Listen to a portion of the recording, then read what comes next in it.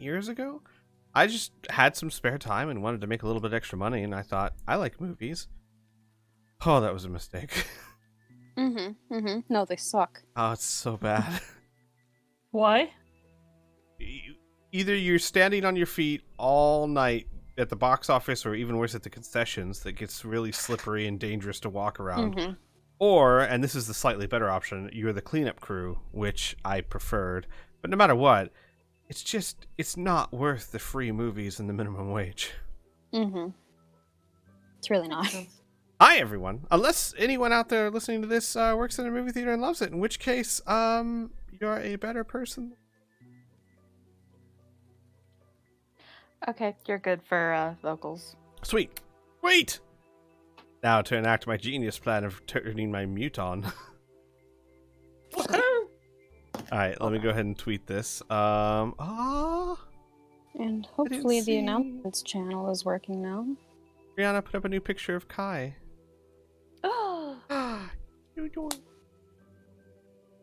There's someone that drive-by makes out with people. Oh my god, poor Ty. Wait, what? Oh my god. So, one of my players wanted one of our other players, Kriana, to distract a third player, and so she decides to make out with her spontaneously for like 5 minutes. And it was like deer in the headlights. Like, Ty was like, what the fuck is happening? I don't understand. I mean, go hard or go home. At that point, it's not spontaneous. This was planned. Oh no, I don't think Kai really plans much of anything, if I'm being entirely honest. That's fair. And I'm sure Kriana can corroborate that. Is there an E in Portly? Or is it just LY? It's just LY. Okay, I don't know why I keep wanting to put LEY. For no reason. Nothing to worry about. Wow. That's what, just, asking. Sometimes you gotta ask these things. Alright, I have, on a completely unrelated note, tweeted, and we're ready to start. I don't trust like that. Unfortunately, I have not played D&D in a week, guys. Which might sound normal to most people, but to me, that's like going through withdrawal symptoms. Been an insanely busy week for me, and I did not get a chance to type up our recap, so I'm just gonna do the best I can. So, last week, revelations! Robin and Amelia have a heart-to-heart talk over a couple of tarot cards, and Rhea now can stop Robin from doing things. There, that's it. Pretty sure I hit all the high notes. No, last week you all had a tarot card reading, with the exception of Aras, who was up in the attic. Which, Aras, you can still get one if the players tell you that they even did it, because right now you don't know. Yep. You'll just have to wait till the next day, because Zeller can only... Well, I thought she came down. She came down after all the card readings, and Zeller was gone. Mm-hmm. So it couldn't even be done today? No, she can only major image herself once per day. Cool. On the bright side, you don't even know that you missed it. Nope. So there's that. You guys had a lot of important conversations between Amelia and Robin, and Annika and Robin, and Amelia and Annika and Robin, and Rhea, and Weary, and everyone in Robin. Poor Robin had a really tough evening. There's about to be one more. Portly had an okay evening. He did fine. He didn't have any revelations or secrets from the party. But the group learned, beyond a shadow of a doubt, that Robin had destroyed Salvator's Scream, thus possibly destroying the group's chances of finding out where Kerpopolis is imprisoned. And there was a lot of discussion about Robin worshipping the very deity that seems to be directly opposed to the rest of the party. And, you know, how that's gonna work. Robin seems pretty optimistic, all things considered. Baboom placed an option before Robin to help generate trust, which is a type of phylactery that he created, that if Robin were to place his blood in it and give it to a person, that person would have the ability to possibly prevent Robin from performing an action of some kind, in case the worst comes to pass or Robin turns out to be untrustworthy. Which Robin, I'm curious, Wings, what was the time gap? How long did Robin need to consider this in the game time? The actual decision of putting his blood in something definitely took a few minutes, and there was quite a bit of doubt. But he made a promise to Ben Carlos, who's got some stuff to take care of, and now Amelia and Annika. So that was the hard part. Who in the party was an extremely easy decision. Right, because, Like, I mean... half Gotcha. a second. I immediately knew who to give it to. Gotcha. Alright, well, Robin eventually made the decision and put some blood in the phylactery and gave it. Rhea, you now have a small phylactery, Robin's blood. As I explained last week, I'll explain it again. If Robin commits to an action, be it of his own free will or not, you can smash the phylactery to impose a wisdom saving throw with disadvantage on Robin. Make him stop.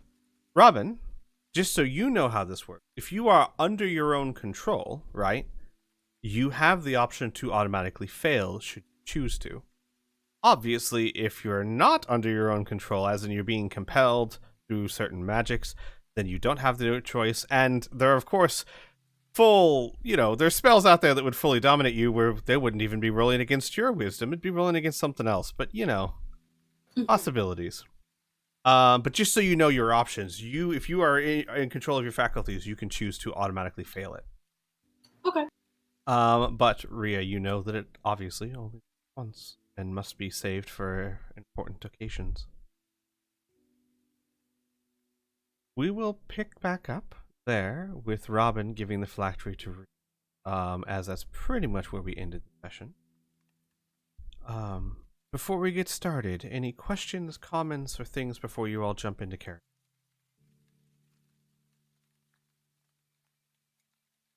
Nope. Nope. Let's get this I'm shit good. show on the road. Okay, roll for initiative. No. Wait. Oh no. Look, I gave you guys a chance. Alright. Robin, you hand the phylactery to Rhea. How does Rhea respond? Oh, fuck, how did she respond? It was, she was very shocked by it, if I can remember what happened last session. But, essentially said something along the lines of not being able to imagine having so much power over one person. And I believe Robin had asked if at some point she would release him from it, and she had wholeheartedly agreed to it. What are the rest of you while this takes place? Obviously, I'm sure some of you aren't exactly the most comfortable. I should also note that Baboon showed his hand a little bit by showing that Brunhilde carries a phylactery, his blood.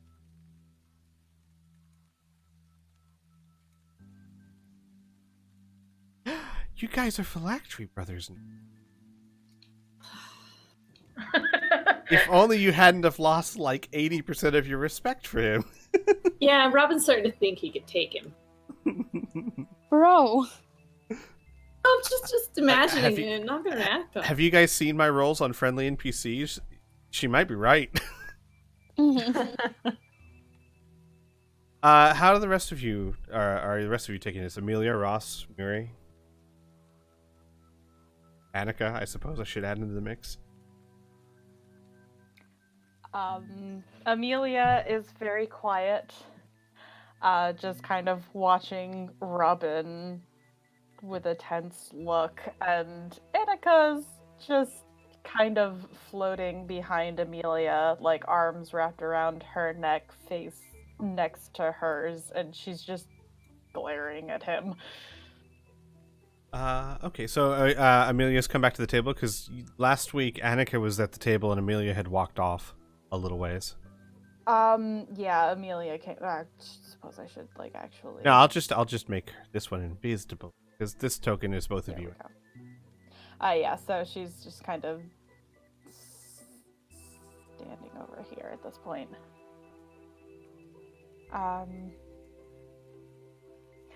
Oh no, did anyone else want to say anything? Yeah, Murray, what are you doing during all several minutes of time happening here? Muri's just watching quietly. She watches the phylactery change hands. She doesn't say anything.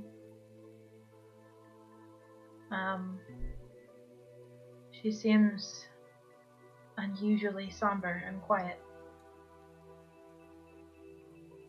Okay.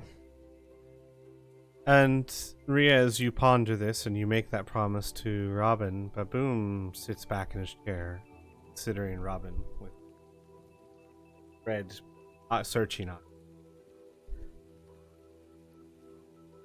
And he says, "To be honest, my friend, I not expected you that. You might suffer severe repercussions. Not for me, of course. Your own deed." He shrugs and kind of moves his nails across the table and says offhandedly, just loopholes. Well, if it helps, I don't know how much it will.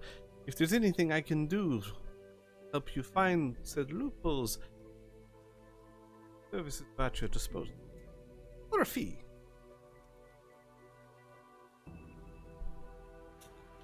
Robin looks up and meets his eyes and is just slightly scowling.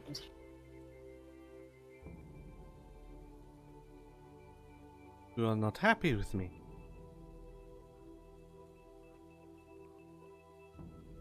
I'd rather not let it be something we discuss. He raises it. Good wish, friend. I am always here. Conversation.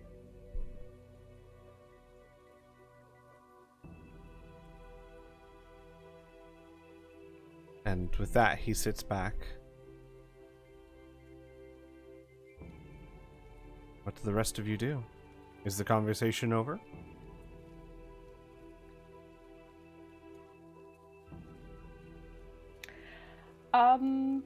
In the middle of all the silence, as if no one else seems to be saying anything, Amelia just kind of glances around at everyone, kind of pausing on Baboom and Brunhilde, and then finally looking at Robin, just closes her eyes and says, "I'm dying." What? Just And Aras is trying to immediately- do a medicine check on her. Yeah, by all means. Yeah, immediately there's just regret. Yep, she's dying. 24. Wow. Well, you can take a look at her and you can see Amelia wears she always wears clothes that cover most of her skin and makeup that covers most of the rest. And as you're sitting very close to her and you study her and start looking at her physical body, says that you do notice gaps in the makeup, smears, smudges. Amelia's been through a lot today, and you see in those gaps and smudges deep bruising all down her. Well, you don't know exactly how widespread it is, but in the gaps that you can see, very deep bruising down her neck and down into her shirt. What's going on? What's causing this?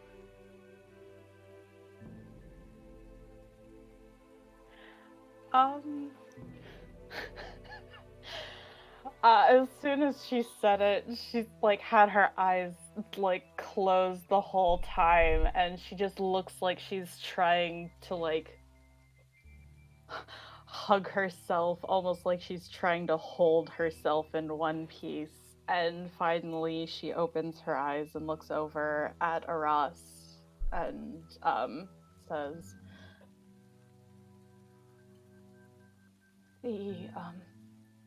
and she glances over at Baboom and Brunhilde again, and then back at Aras. The bond with Annika. And at that point, Annika kind of like hugs her closer and kind of presses her face into Amelia's shoulder, kind of in like a comforting gesture.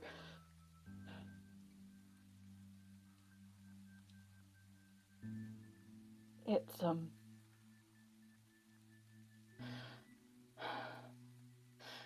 necrotic energy from the bond has been building up in my system for a while, and it she looks over at Robin. It's killing me. And you can see she's visibly shaking. You see Portly actually slowly comes up behind Amelia and just kind of, almost like what Annika's doing, engulfs her.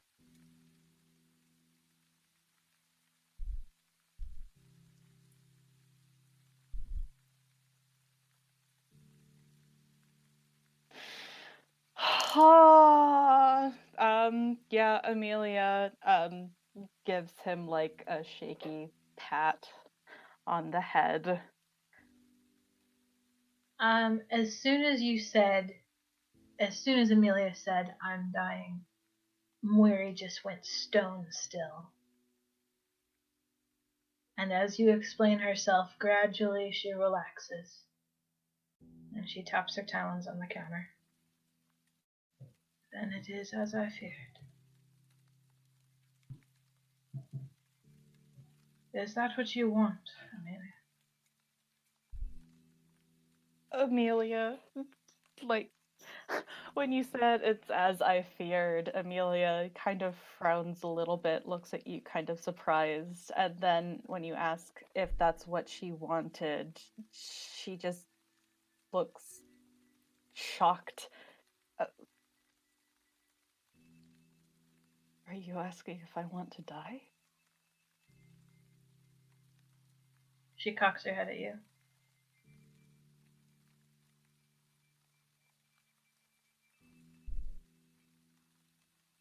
She is quiet and Just one moment. Let me just see. Oh, yeah, no. It looks like she's like maybe on the verge of tears, but then she just stops and shakes her head. No. I don't.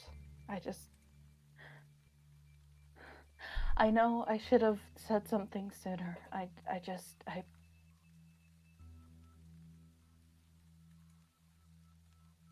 Well, how do we...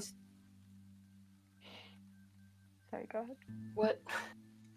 I mean, Ross is trying to figure out how to, like, phrase this about what can be done, and I'm trying to, like... I don't know that she would have any clue what's really going on. Who are not, well, roll me an Arcana check. You're not familiar with necromancy, but perhaps a really high one. Nope. Yeah. Unfortunately, you've never studied necromancy, so you wouldn't even know where to start. Mm-hmm. Would Moiri have any idea? You can roll me a religion check. Well, no, actually, it'd still have to be Arcana. Religion could tell you about undead and how to fight them and what they can do and all that, but the intricacies of being bound to one, that's a wizard's domain or a necromancer's domain. You'd have to roll Arcana.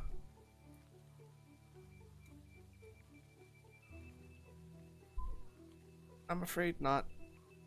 Neither of you have really studied necromancy for good reasons, honestly. Yep. I just want to see. Oh my gosh. Shit. What the fuck, Rhea?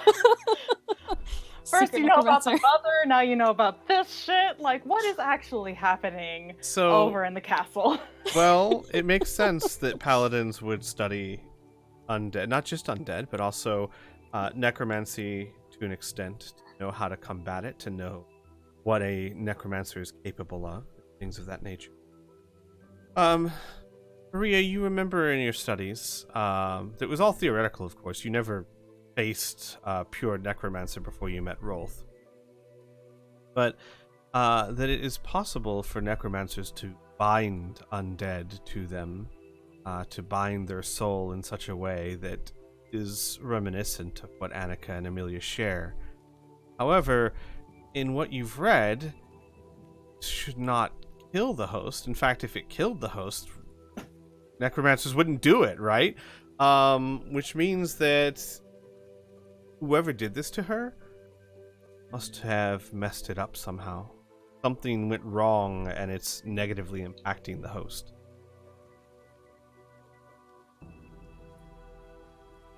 Gotcha.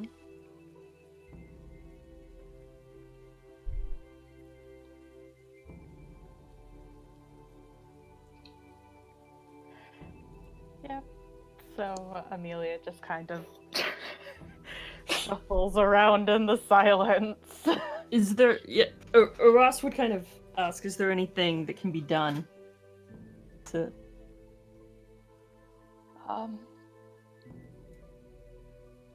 Well, we've actually technically been working on that already. Once I have all of the pieces of Annika's soul back, then it will be a lot easier to untangle us from each other. And at that point, it should be fine. How do we get these pieces? She looks down at the pearl ring on her finger and she takes it off and kind of shows it to her. This was Annika's. Rolf had it and one of her pieces was attached to it. And she puts the ring back on. The last piece is with Gadrian. It's So just one more piece? She nods, as far as I'm aware.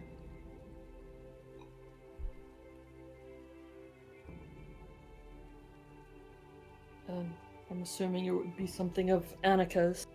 Would you know it when you saw it? Well, and correct me if I'm wrong, it doesn't necessarily have to be something of Annika's, it just Right, is a piece of her he soul could bound have... to him. Correct, so he could have attached to something had he chosen.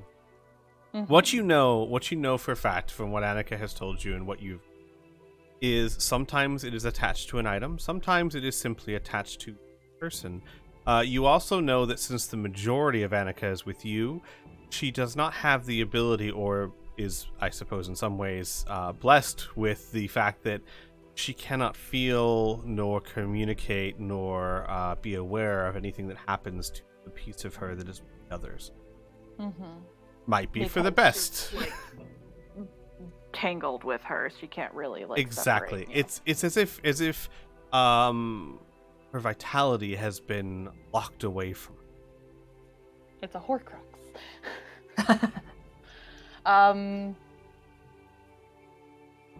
But yeah, Amelia kind of twists the ring around her finger and explains the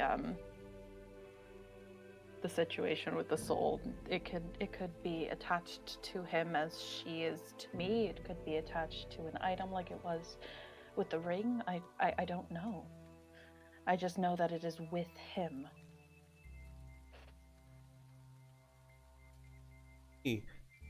Miriam, my sweet. Amelia kind of at that. If you do to get this piece back, and I wish you all the best for it, you have the skill to do whatever it is that must be done. This is high-level necromancy.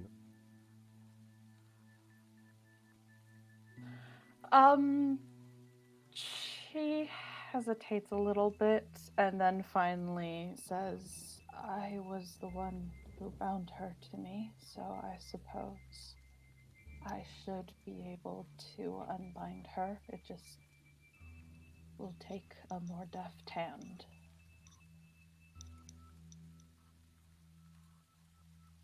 Don't mind me saying, if the binding is what is killing you, sure that you can undo it.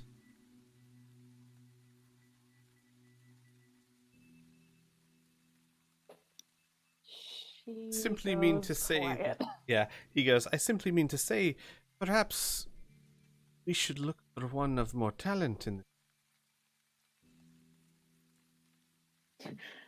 Amelia looks kind of worried over at Moiri.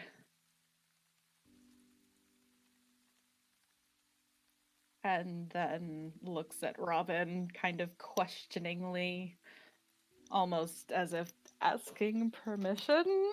He makes a dismissive hand gesture, just like, you're doing fine, keep going.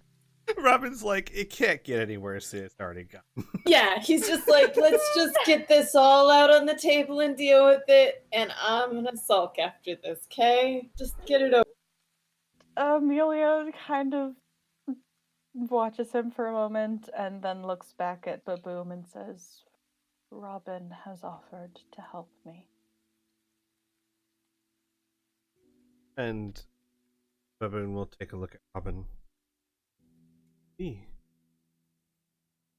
Well, I trust you enough that you say you can. I could use another necromancer if you can find one. Fortunately, all the ones I knew were dead or killed me on sight. We would have to find another, unless of course you have all met one.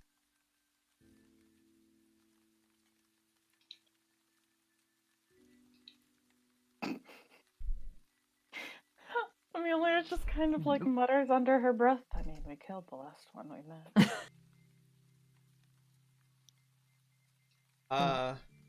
We're roll me an intelligence check. Yeah. And could I roll like, I don't know, a history or something to see if if there's anyone from Amelia's past that she thinks could help that wouldn't murder her on sight? Go ahead, roll as well. Oh, Wow, please, Murray. Please. Dang. Please. Oh shit, son. Yo. You both know someone who probably knows quite a lot about the necromantic and plans to pay Murray a visit one day. Oh no. Oh, Oh no. Oh no, I am not going in debt to him. Oh, you watch the gears turn in Weary's head. And Yeah, as Amelia just like stops and looks at Weary and then looks at the bracelet on Weary's arm. She sort of looks at you sharply. I went out of my way to protect you from that. Yeah, she shakes her head. I would never go to him. Good. Then another, Baboon says, with all due respect, I know this is not a sensitive topic, but If one must be found, no beating around the bush, we find one. If not, whoever it is you were thinking of, perhaps another world has no shortage of necromancers. I'm not going to a vampire. Ah! What? Right, probably for the best. He kind of looks very surprised. Yeah, so her head just snaps to him, face just dead set, just like, no. Robin, you don't by chance know of any necromancer? I could probably find them. I'm just not looking forward to that. You know, the whole commanding me thing. And looks extremely uncomfortable. Yeah, Baboon would nod. Ah, yes. Well. Alright then. A deal. The last thing I'll run to lovely Amelia over here. We're all very busy. Have a love to save. He looks at Rhea. And a daughter, I think. Looks at me. I can look around. I can find. If perhaps there's a necromancer out there that is more palatable. Weary cocks an eye at Amelia. How long has this been going on? Amelia at this point has been like watching Baboom, just like a palatable necromancer. Okay, sure. And as Weary speaks to her, she pauses and doesn't quite meet her eyes, just kind of like looks at the spot in the table in front of Weary and says, "It's been happening since I bound her to me. So well before I met you. I don't...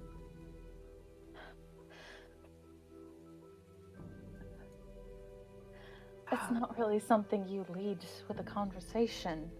And there was never... It never felt like a good time. And I know... Amelia, you are worth more than wasting away in silence. Thank you for telling me. You should have told me earlier, but thank you for telling me.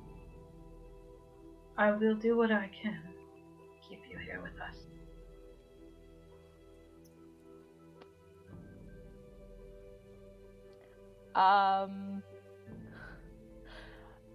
There's a tear, and she wipes it away quickly and nods, still not meeting her gaze. And Weary stands up and goes and collects Amelia into a hug. Oh no! Oh no! Okay, alright, hang on. I just... Wisdom save. Okay, Amelia, you can do it. Oh no! Oh, she starts crying again. She got a 1. Oh no! Oh my god, so she just she wiped the tear away, and then as soon as Weary hugs her, it just all comes pouring out again, and she just buries her face in Weary's poncho. I should also note, as tears streak down her face and her throat, it wipes away, exposing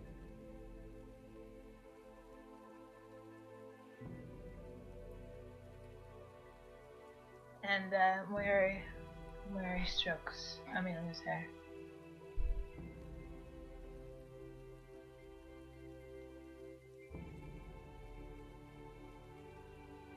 I think you have some time. It is rather my preoccupation as a healer to the people around me in one piece.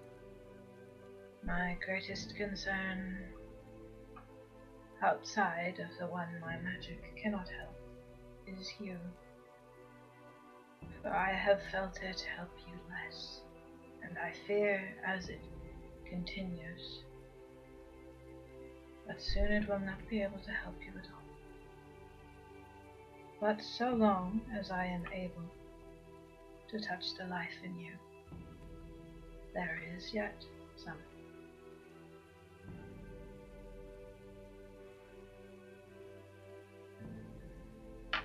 She just kind of nods against the poncho, just silently crying her eyes out.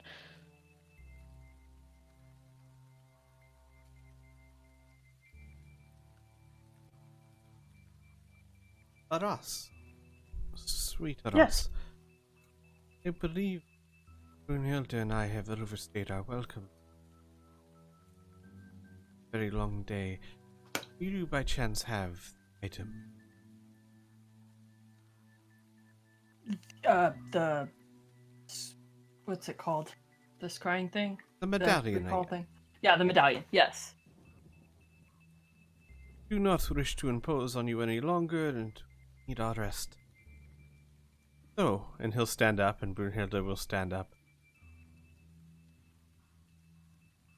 As always, need anything, always call upon me. For the time being, we will return. Give Cressida and your family the good news.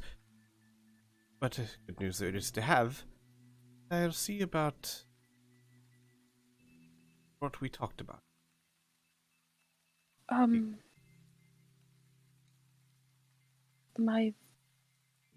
The order may also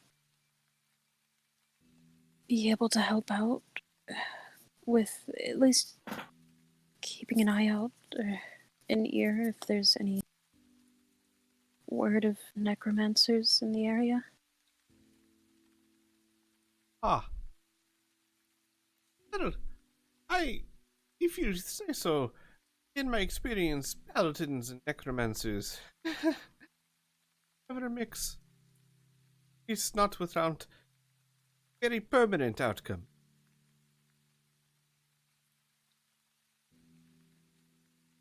But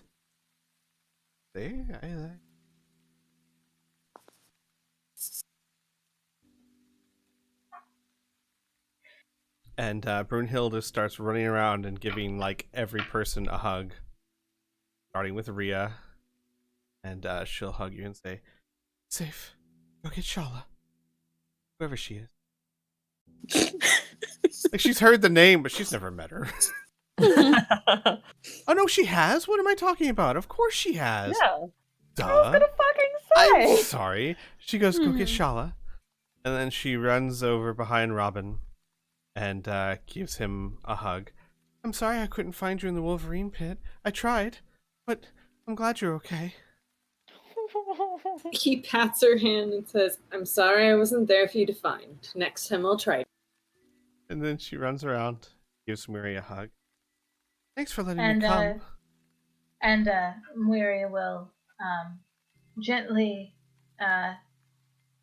reach down. She's still like trying to juggle Amelia and now Brunhilde. But she will reach down and gently rest a hand on Brunhilde's head. "Take care of Fubu and yourself, my dear. I will. And neither of you are in a position." I'm sorry, I missed that last part. Neither of us are... Neither of them are in a position. Ah, got you. Well, not. I'll make sure he stays out of trouble. It was a wonderful adventure. And then she runs and she gives Amelia a hug. "I'm sure they'll find a way to help you. We'll do everything we can. You'll be fine."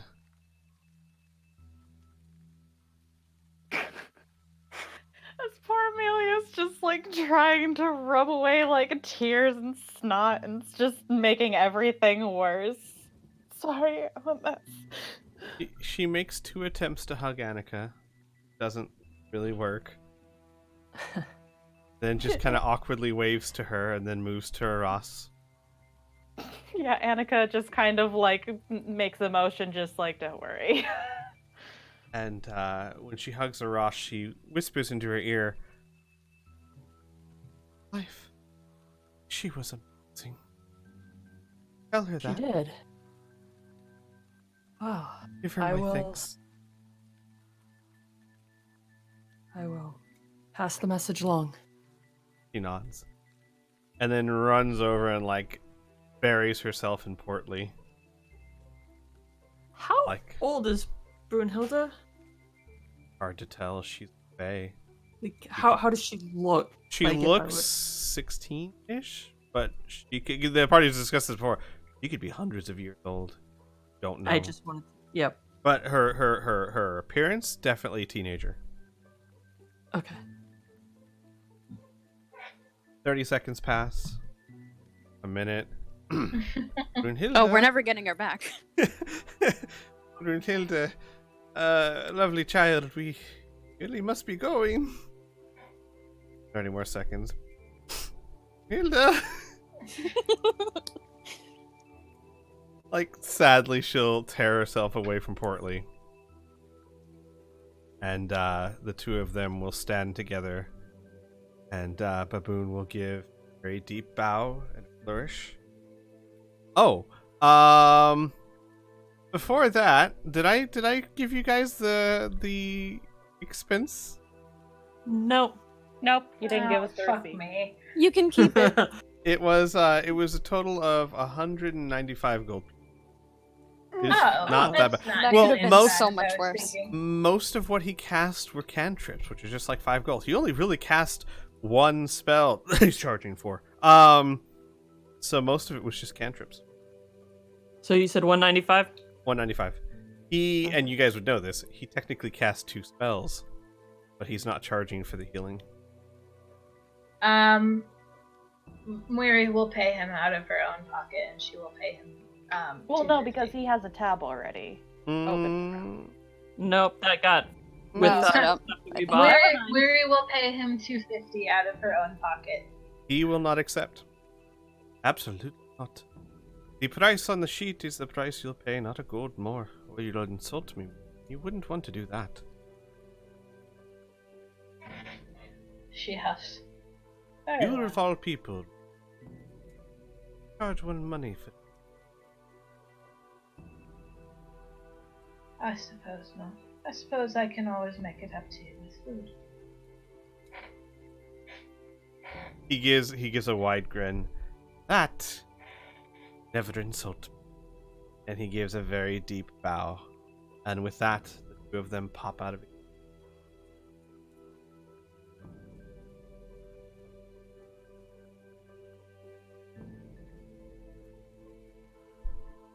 And Mary continues to stroke Amelia's hair. I think we should all rest. Is it immediately obvious that Robin is like still bleeding? Like he cut his arm open through the bone? Yeah, I mean, it's still like you could when it's very quiet. You can just hear like Oh, fuck's sake. Okay. as it just hits the floor. Like 45 out of Rio. 64. Rhea would be casting Prestidigitation. As you would all see as she pulls out her pan flute and begins playing a little tune, and the blood begins to dissipate. Does this count as a short rest? Yes, it does. And also, I was going to say, Rhea, during, while you would not have been concentrating on it exclusively, of course, Mhm. we can say that by the end of this conversation, you have fully mended Shala's violin case. Yay. Alright. And Mary will rotate her head to look at Robin. Could you guys Yeah. imagine? Like, you guys are having a serious conversation, and Rhea's just like focusing on the case. What? Huh? What? Phylactery? Sorry, yes, Mary. Oh, okay. Does it seem like Amelia's going to let go anytime soon? Because she's happy to just chill here for a little while, as long as you need. She would have kind of moved away, like apologizing because now there's just a giant blue smudge on your clothes. Mary will reach out and gently pat Amelia's cheek. Don't apologize. And then she will come over to Robin and sort of offer a hand. May I? He holds his hands open defenselessly.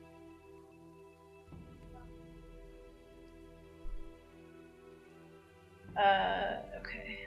So you can regain 1d4 plus 4. Are you doing your healing? Yeah, it's What? every short rest. 1d6 plus 4 plus your level. Plus Robin's level, technically. So it'd be 1d6 plus 13. Okay. For a second, I thought you meant that his level was 13, and I I was did like, too. wait a fucking No. second.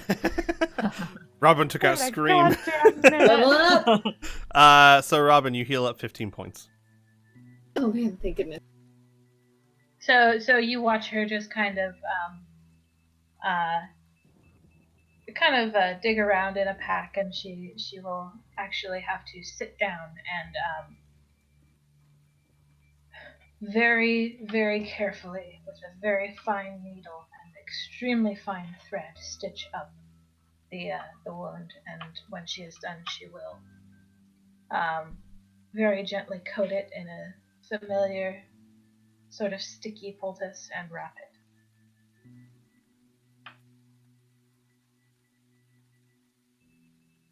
He rubs it vigorously when she's done.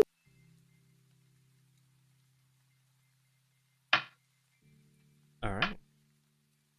Please come see me if it continues to bleed. I think no matter what kind of creature you are, blood is best served inside of you. He keeps his smartass comments to himself and simply not. Mm-hmm.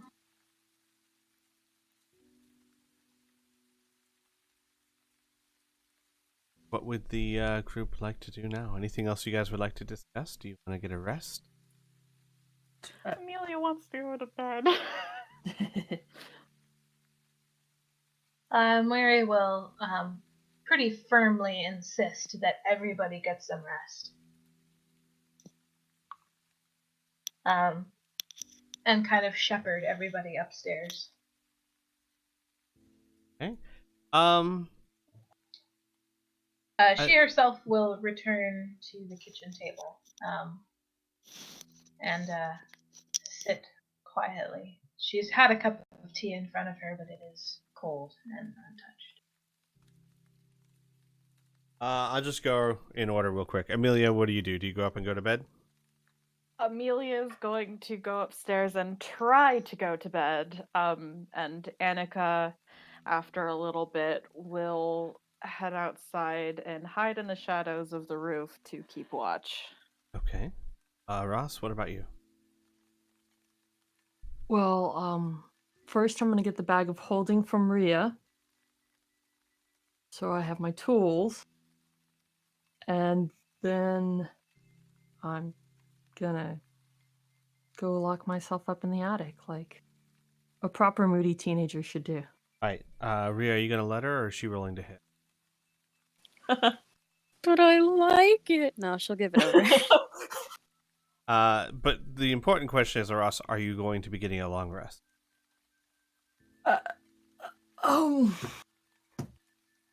So technically, since I have access to the body, I should be able to bring Kitty back to normal working order overnight with a long rest. Correct. So that's what I will be doing, is working on Kitty. And so what I will say is you will need, not that that's going to be a huge problem, you'll still need at least 6 hours of sleep. We'll say with 8 solid hours, 2 of it to get Kitty back up and running, and 6 for sleep. okay. About what time is it in the afternoon? Oh, it's nighttime by now. It's probably 7, 8, 9 at night. Oh, okay. Yeah, we've got... Oh yeah. Oh, yeah. We're You've got probably plenty of going to time. take tomorrow real easy anyways. Rhea, what about you? What do you do? Are we able to come back to me for reasons? Yes. Robin, what do you do? Watching everyone disperse, Robin's gonna first almost follow Amelia and then stop and then look down at Rhea, and literally he's going to take female association with her and stand always on her back left side. Just right behind her heel, about 3 feet back at all times. Find. Rhea, Gotcha. she's got my blood. Gotcha. All right. So Rhea, you notice that Robin takes up position behind you. So then now I must come back to you. What do you do, Rhea? Oh boy. I guess she would just say goodnight to everyone and start making her way up to the room. To her room. Not going to go to bed right away. She's going to try and mend whatever other clothes or items are all torn up and broken from Camille. Got it.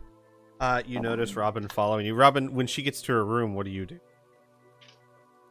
I go inside. I follow her about 3 feet back on her left.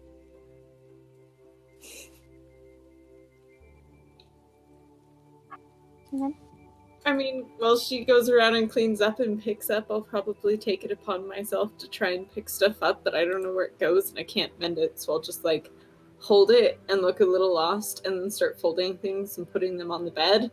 And if I seem like I'm annoying, I'll go stand over in a nice corner somewhere. Eventually, Rhea, I mean, you do plan to get a long rest, yeah? At some point, yes. Alright, so eventually, Rhea would trail off and fall asleep, Robin. Annika, roll me a perception check, please. Couple of questions. Erdegar and Majenko, what are they doing?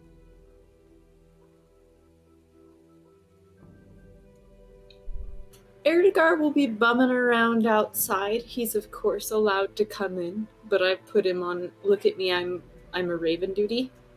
Gotcha. So he needs to go hop around outside and pretend to be a bird and keep. Gotcha. What about Majenko? Mwiri is actually she has not instructed him to do anything, and I think this whole time he's probably just been hanging out on her shoulders. Gotcha. And she would not ask him to go anywhere.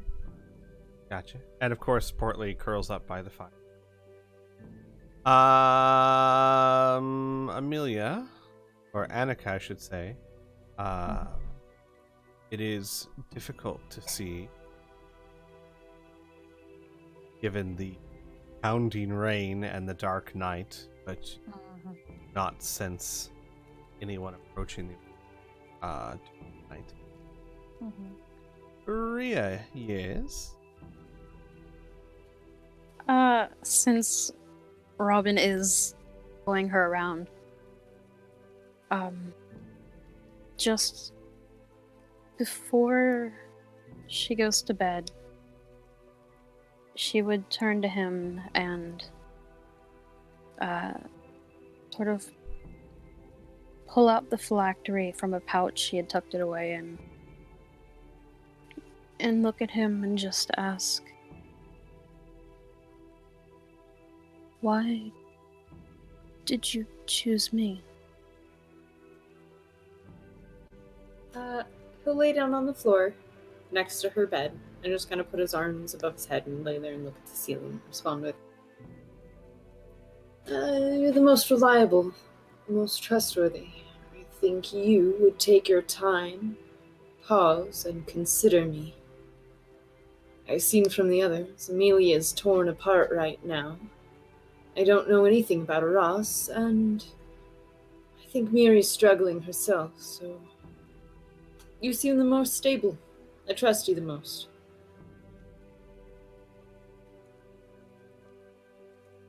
I see. Are you planning on staying in here? You don't have to lay on the floor. I could probably grab you a bed from one of the other rooms. Maybe tomorrow. Tonight, just rest. I'm fine with the floor. I'm rather used to it, actually. This, and he points to him on the floor and you on the bed, is a very comfortable and familiar sensation. Just let me enjoy it.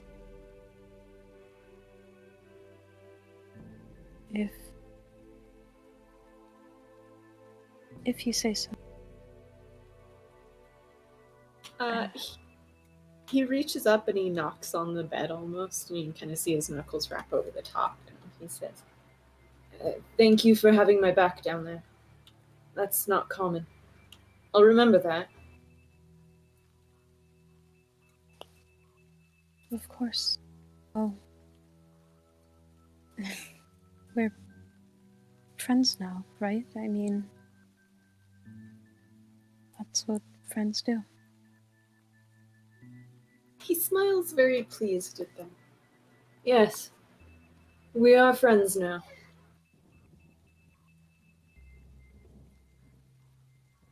She will begin getting herself into bed.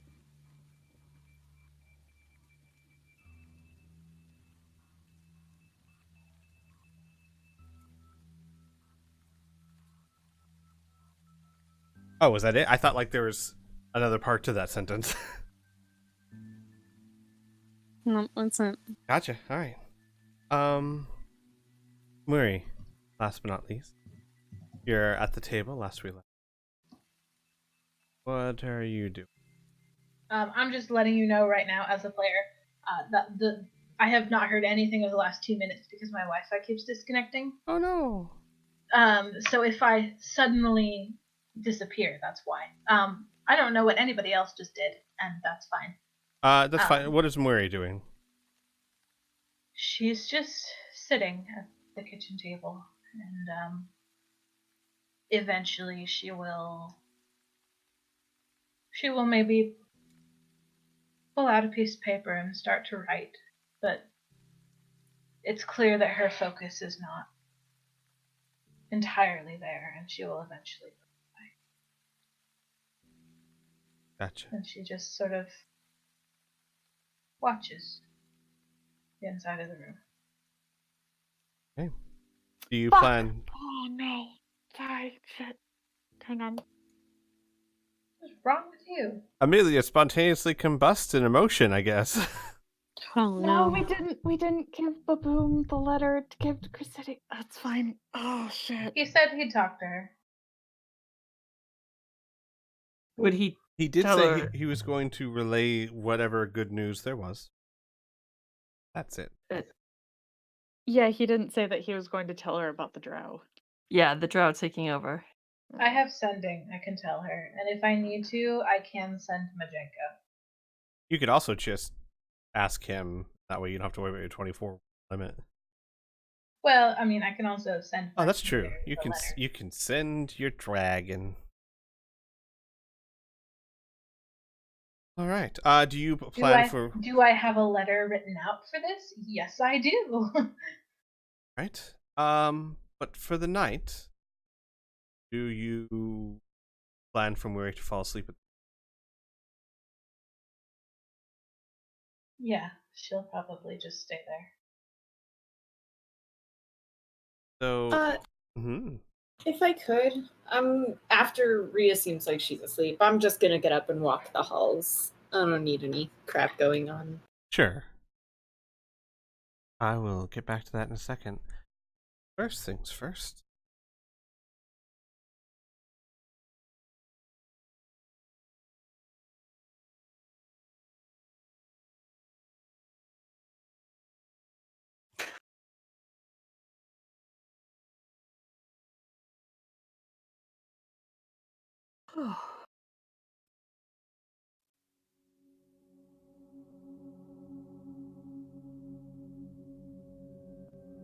Okay.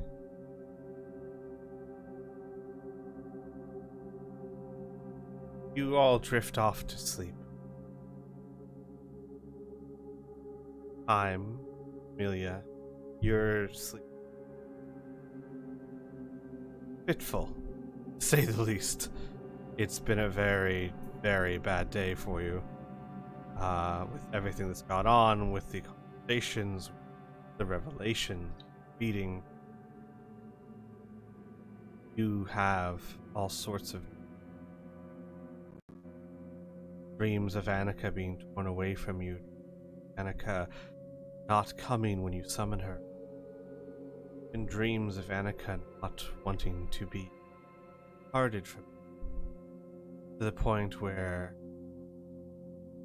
closer and closer to death, even would go into this new body that Robin has, but she refuses to leave, and dreams continue.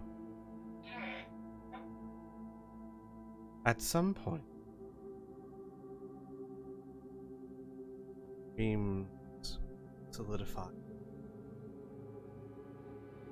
Find yourself sitting in the darkness of night surrounding you. The glow of the fire, the only light in the distance, seems to not generate as much light as it should. Find yourself sitting at the table alone where you sat doing.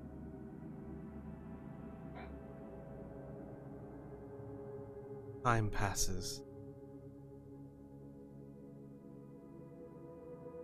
Hear a voice.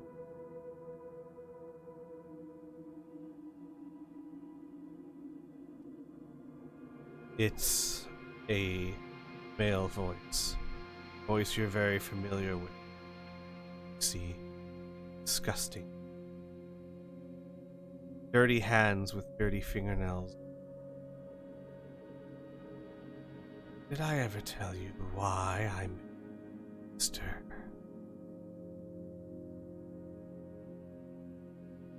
You were always sweet,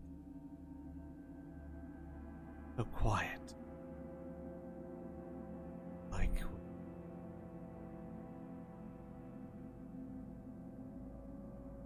sister.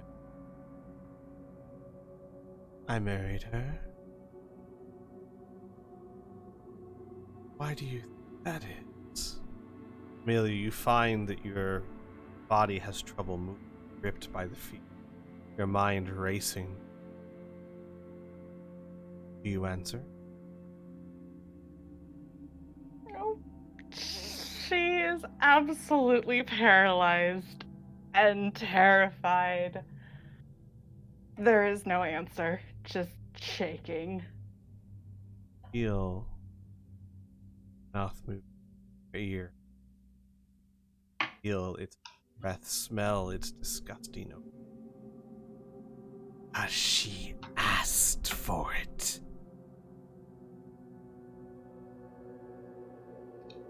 Your sister way out. Your family was poor. You had no future. She, sure. See, the hands remove from your shoulder and begin to walk around the table. And as it walks around the table, you see a form standing before you, the body of Roth, but only half a head. A massive hole blown through the upper portion of it, completely removing his eyes and his nose, leaving almost a half-moon shape with his mouth in. It's down across from you. She sought to bend. Knowing this,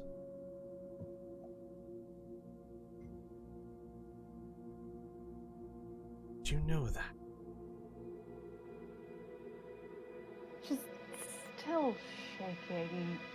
She just stares at that half face of gore and viscera, and just through gritted teeth says, "You're lying, and you're dead." The face grins. You're bound. Ask her. See if she can keep her truth. She sought a new life. I gave.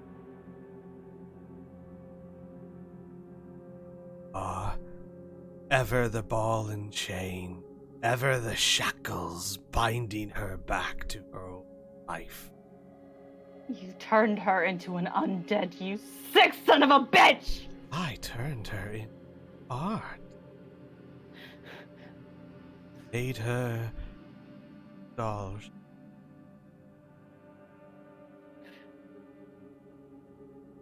Can Amelia stand? Or is that Yes, going to be a will it's save? hard.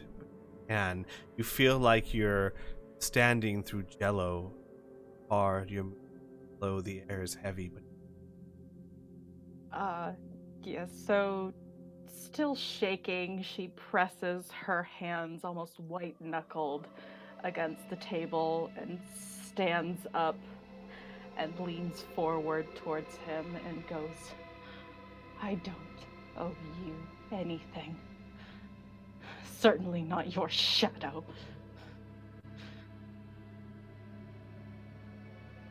the smile widened. And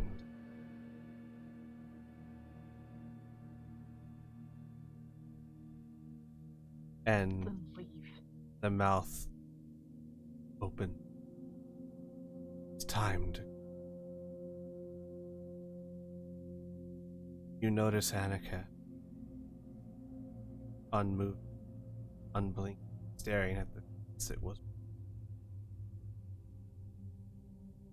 And then the mouth turned back toward.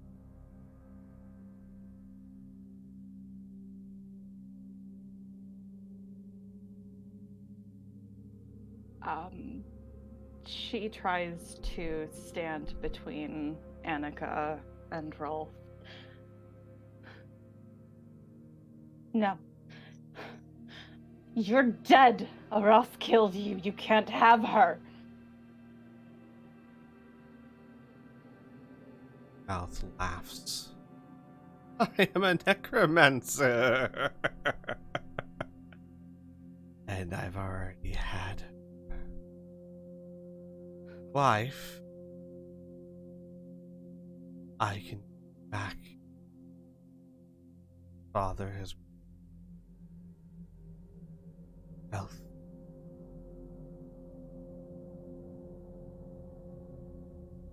All you have to do, the one stand.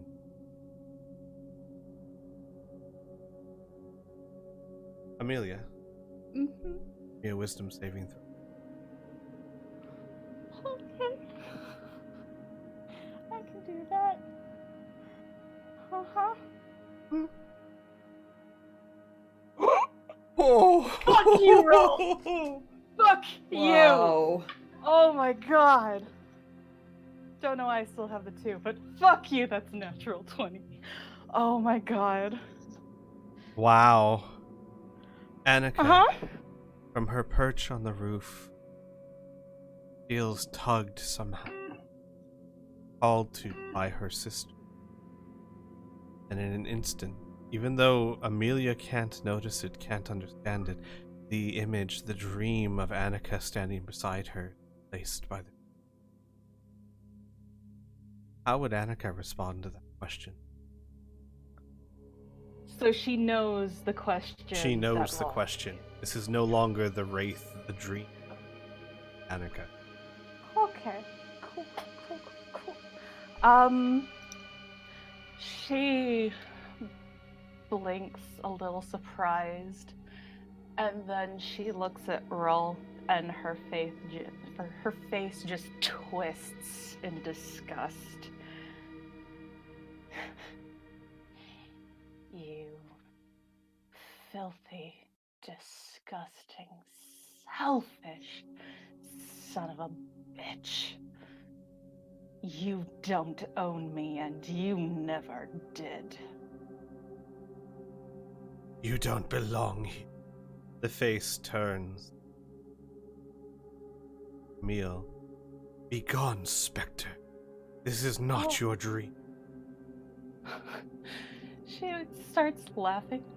Oh, I'm sorry. Were you not calling to me? Goodness, I'm so flustered now, and here I thought we were going to have a conversation. And she starts floating forward and reaches out a hand to kind of caress her face. Camille pushes the chair back and stands. Back, you filth! Be gone from this dream. Oh. You all just never seem to learn, do you? That was an interesting trick, by the way, using Rolf like that, but honestly, he was never worth the air he breathed. You should really try changing up your tactics, or maybe you should just give up. And Amelia walks over to stand next to her. And she looks at Camille and says, "Stay away from me. Stay away from my sister. Stay away from my friends." During this time,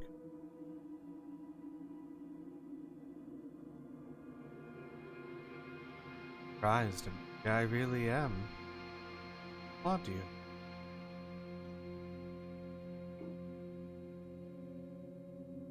He looks at it. I really.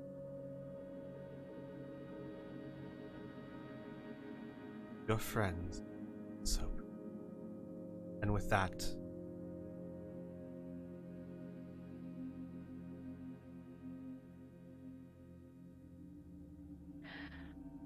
Oh boy. Is Annika still in the dream? Yes, the dream is now just a dream. And Amelia. Cool. Cool. Oh boy. Alright. Let me scroll back up here and see what roll 20s were. Oh, that's interesting. Hurry. What? Oh, fuck me. What? You eventually. Oh, Squee? Yes. It looks like your audio's chopping up a little bit. No. Hang on. In the stream? Yeah, the people in the stream are saying it's chopping up a bit. Alright, let me try it. Let me try this. Let me try. Here, I'll keep an eye out.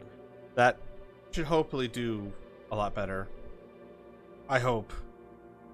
Okay, yeah, so I listened in, and it looks like it's not really choppy, but it's like cutting off every once in a while. It's really weird. Well, hopefully this will fix it. Chad, if you could, just give us an update from time and I'll back to our regularly scheduled. Yeah. Weary, What? you fall asleep at the and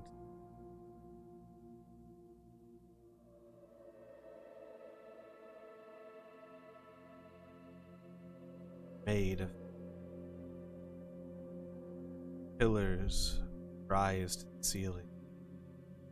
Fires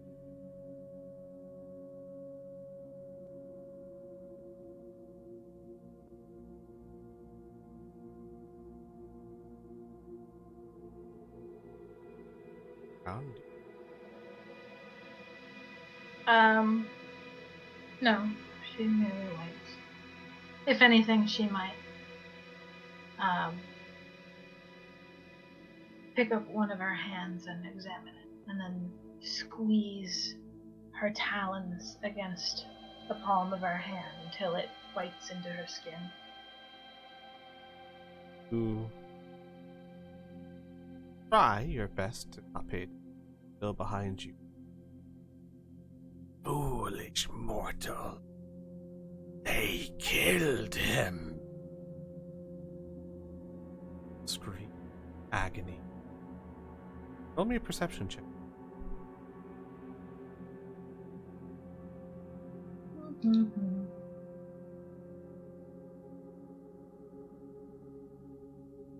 Jesus, guys. Gotta stop with this 20 now. Hey, look, if you can do it, we can do it. Fair enough. It is the sound of Camille screaming in agony. At that, she will turn. See a being standing before you, if standing is truly the proper word. Monster made of flesh that seems to melt and fall in on itself, as if a candle were slowly dripping. See yellow eyes and sharp teeth, and it power. Tied to pillars, arms outstretched, slumped and covered in blood, stands Camille. The being with the waxy skin turns around. Ah, you are here. I had her cast her little spell. She does so love an audience. You remember?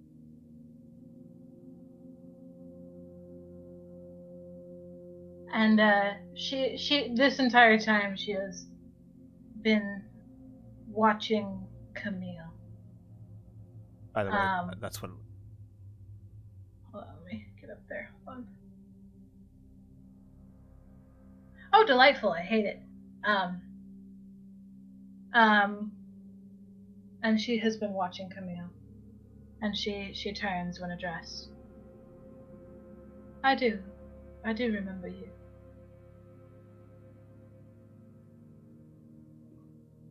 It's price of those who. And she presses a tentacle till blood spurts from her eyes. Screams. Servants of mine must plead. She has no weakness. She turns back to you. Seven.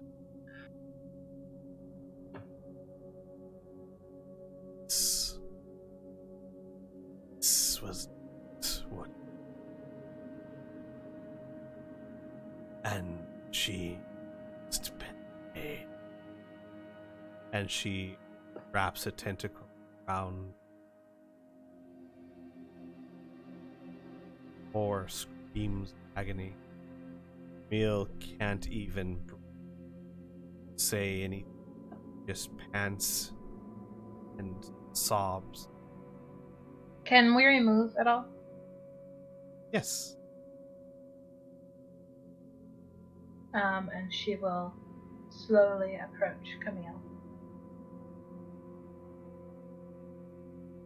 How high up is Camille? Is it possible to touch her? She's face level, but the Yaku her.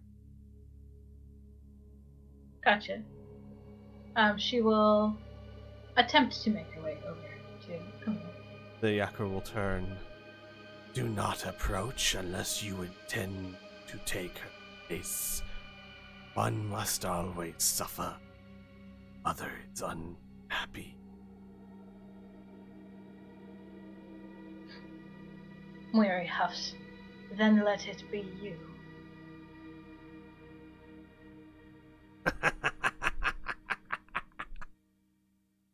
Shot could.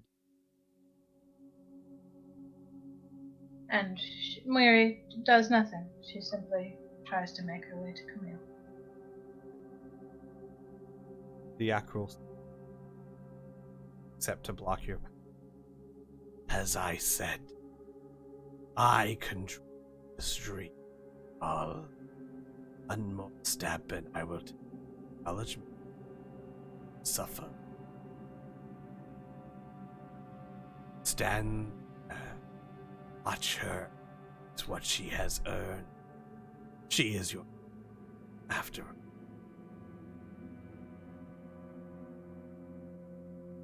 He lashes Camille, actually opening up skin from her right shoulder down to her left hip.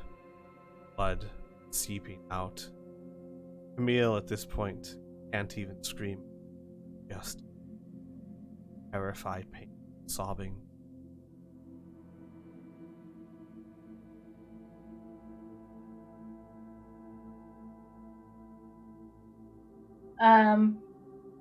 And the wall of pain is clearly wearing and wearing.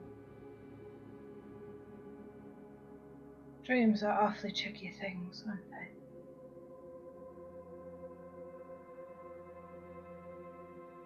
Ackled, simply red eye.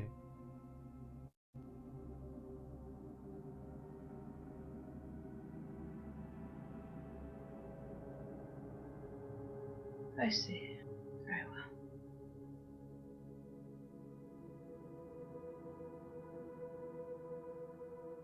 Is she truly here with us, if you are so powerful? Can she hear my voice, as well as yours?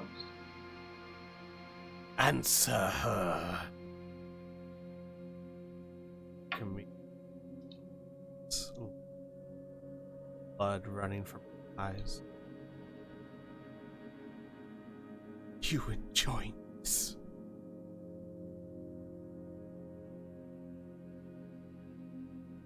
And Mary looks down at her. No, my dear, I am not. Your pain has never brought me pleasure. But all you is bring pain. Isn't that right?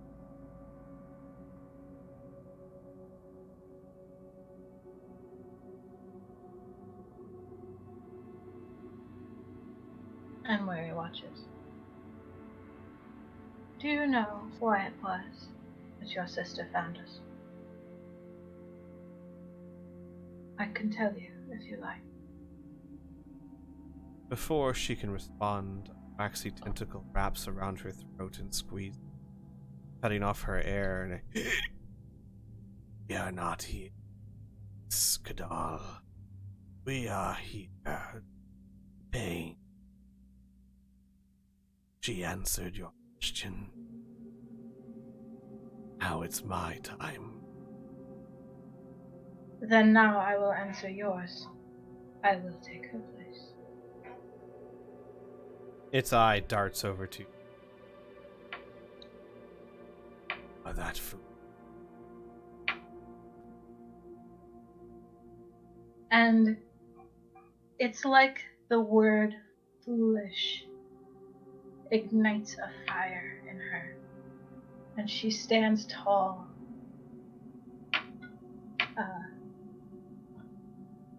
Oh yes.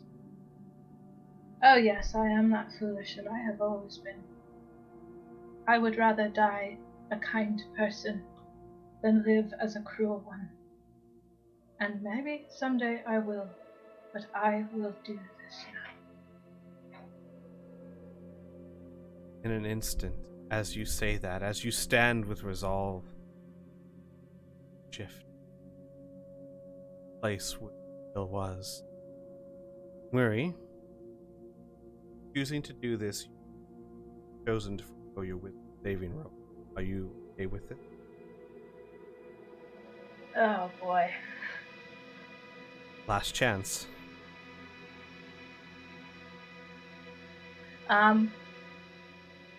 Is Camille still present? Camille is on the floor, panting. The only thing Mary does before the pain begins is look down at her.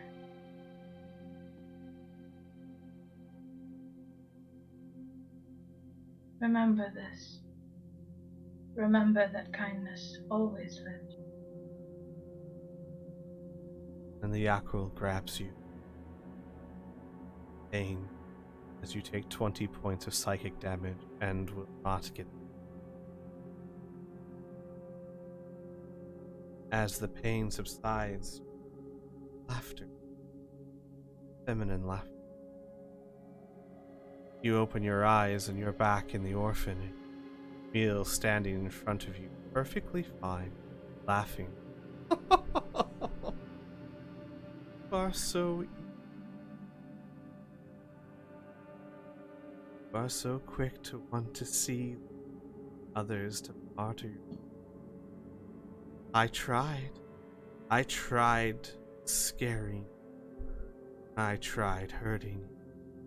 And this entire time, all I had to do was ask. Oh, so Can Mary talk? Yes, but you do struggle a bit. And she raises her hand. She looks at me. I did ask you a question. Do you know why it was that your sister stayed? After all, we are simply a motley band of failures. You have been so joyous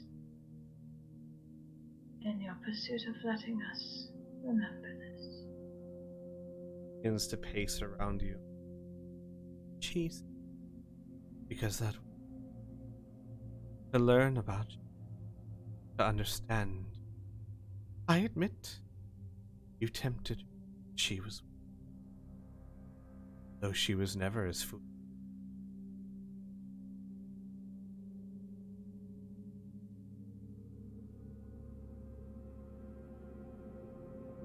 And Mori sighs. All you have to do is ask, and I will tell you. She kneels down and very gently, almost affectionately, the hand on chin, head up. You're trying to save. I've seen in your mind why you're so eager to manipulate. Understand. I do. Saving. I like. And I would ever.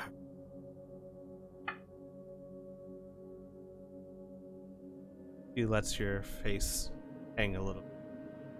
It's up. Walks away.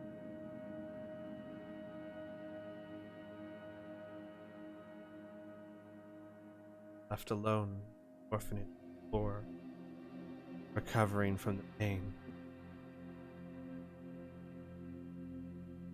When you wake up, same aches you went, same tiredness. Do not have a level of exhaustion, not regain hit point or hit.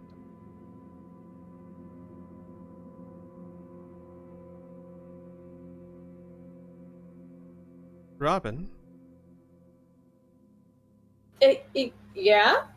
at some point, as you patrol the orphanage, you would find Muri deep in the night, awake at the table. I don't know exactly what state. I would leave that to Blue.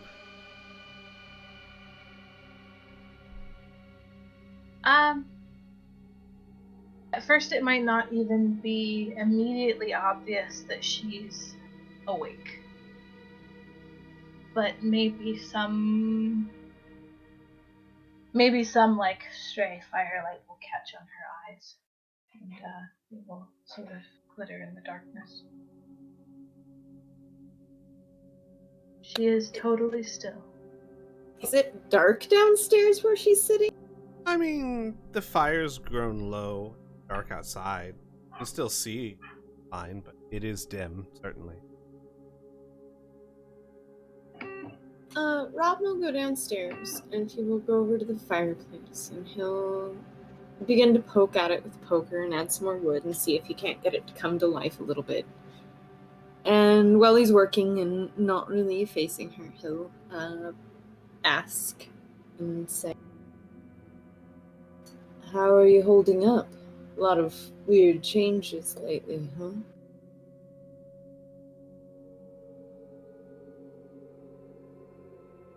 And there's a moment of silence.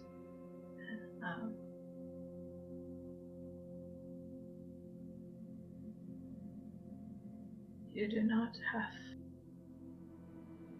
to humor this old fool with pity.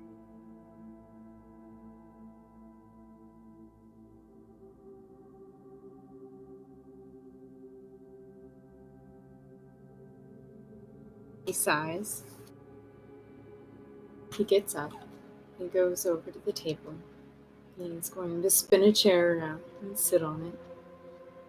And just like a deadpan stare at her.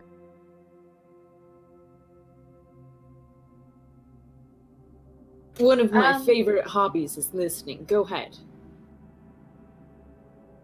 She shakes her head.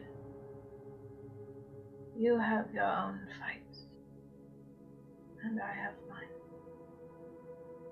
I will not burden you. Mary, I am so old that I am incredibly unburdened right now.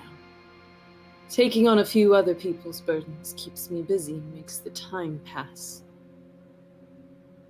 It's not a burden. I know you don't trust me, and kind of holds his hands up defensively. She waves a hand. Robin, my trust in you was merely tried, never broken.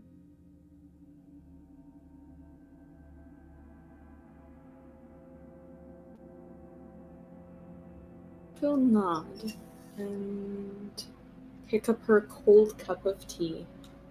And he's going to make her a hot kettle of tea over the fire and bring it and sit it down. And he will call Erdegar inside and have Erdegar continue the rounds. And as long as Miri sits there, Robin is going to sit there. Erdegar will pay special attention to Rhea. Erdegar fly around or hop around? Asking for. I'm going to have him hop up and down the halls. Gotcha. I'm not going to crash into anybody. He'll even go upstairs and check on Ross. Loud, heavy crow tappings. Right. I told him to be quiet, but you know, whatever. And eventually, Mary will sip at the cup of tea. Camille has been busy this evening. She seems like one of those types of women. Always has to have her hands in everything. Goes everywhere. Does it all herself. Yells at subordinates. I've got a lot of sisters. Oh. I have not heard you speak of family. Yeah. Well, let's see.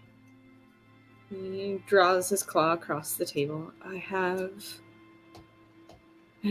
12 siblings born altogether, but I think there's only 5 sisters and 3 brothers left out of the bunch.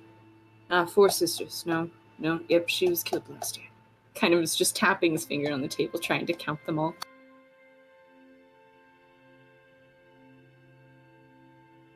And you have family?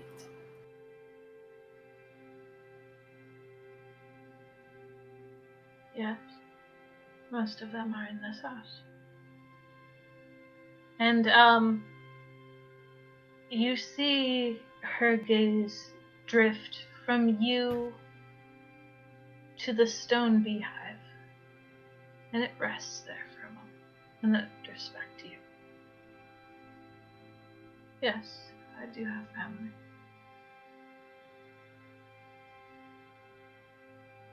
And you don't see them often. Are they here in Old Corvosa?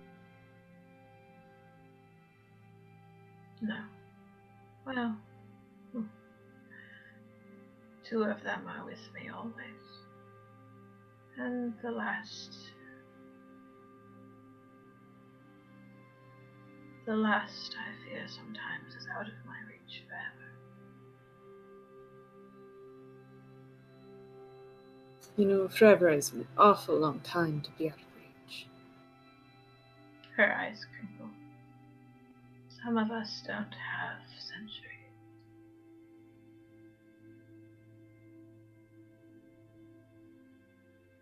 If it makes you happy, which, and he kind of rubs the back of his neck, I would like to make you, if possible, while I'm here and serving, I'm pretty sure we could find that other family member.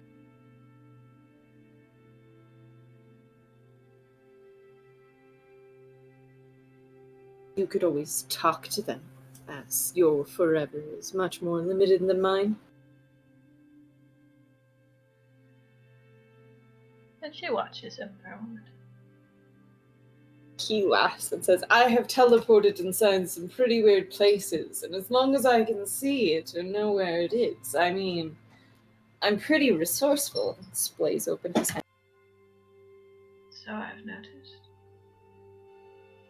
And she watches him, and you can feel her just sort of, her gaze just kind of boring into you. You really are a very kind person, aren't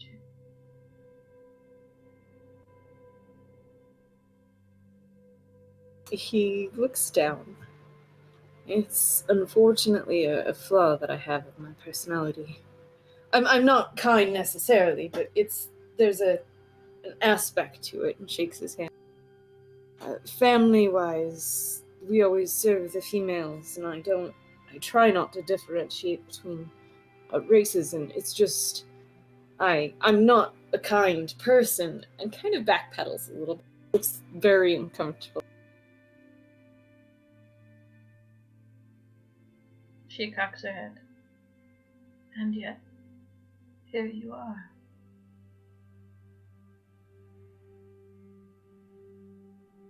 I'm afraid I know very little about your people, and I find the servitude disconcerting.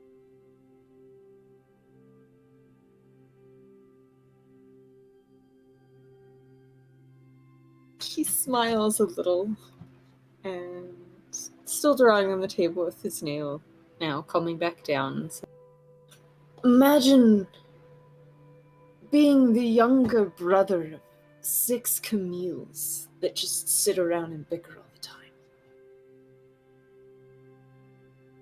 That's kind of a little bit like my society.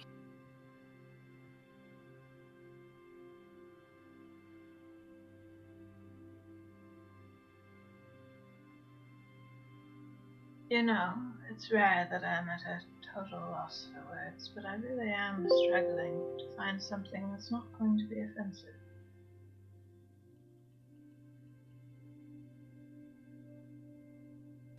Not much offends me anymore, Mary. Are you feeling better? Kind of raises his eyebrows and leans in and looks from one eye to the other.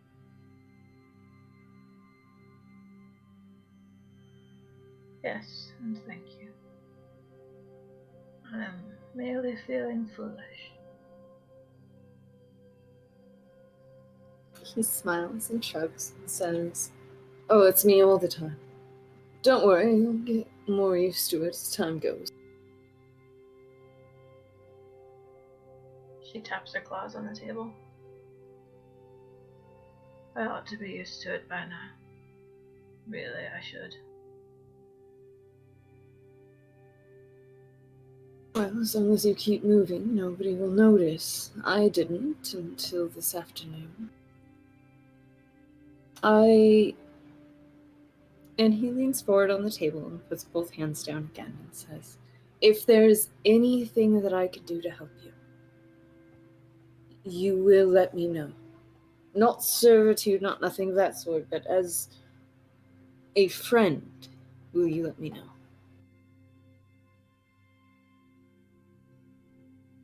And you watch her eyes smile at you. I will, Robin. I have one thing I must ask of you.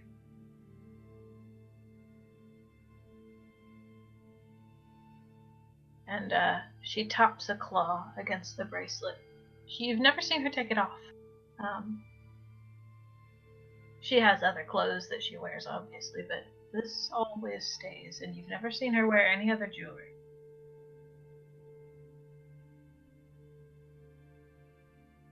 There will come a time, and I know not if it is in my immediate future, or perhaps many years down the line. And if we are still friends, which I dearly hope we are, then I will be called upon. And Robin, I need you to swear to me that you will not try and follow me.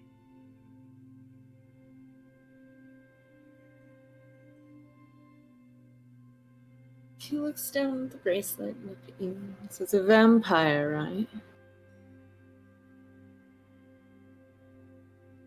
Correct.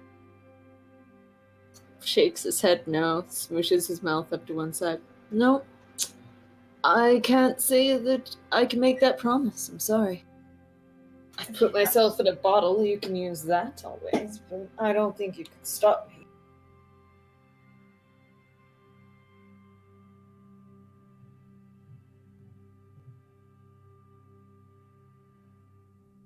She sighs. It was worth a try. Perhaps you two think me foolish for making such a bargain. Not at all. A vampire's pretty meager to bargain with, considering.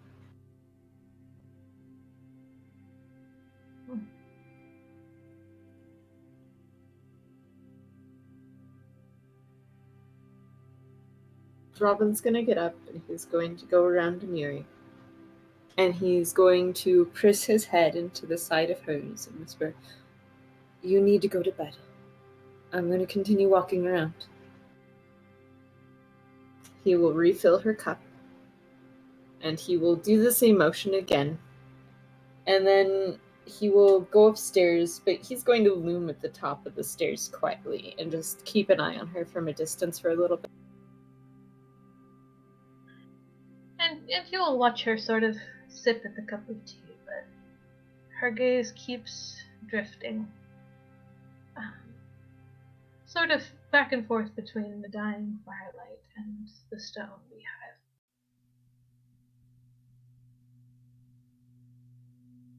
She does not go back to sleep.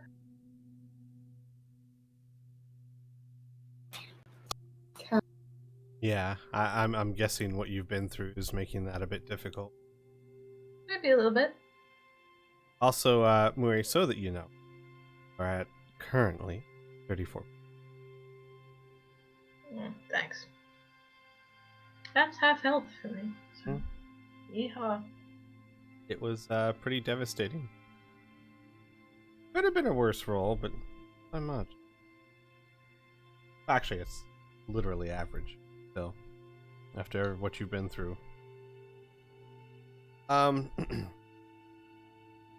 Slightly before dawn, Kitty, who is working, will wake you, Ross, in time to see the stars. The sun comes.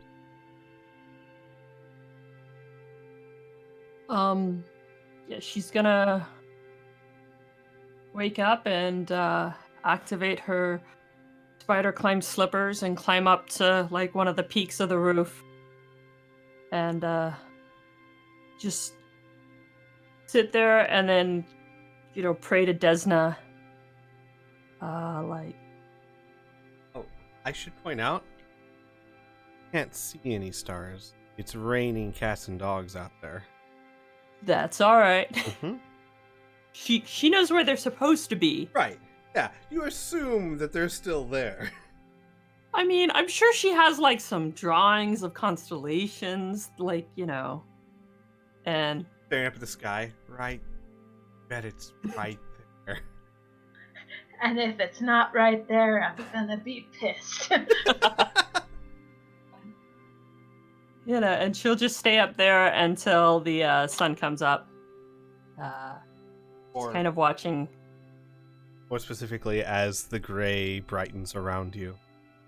Yeah, that's what I was gonna watch as the gray dreary kind of gets a little bit brighter. Does the rain get a little bit warmer at least? No.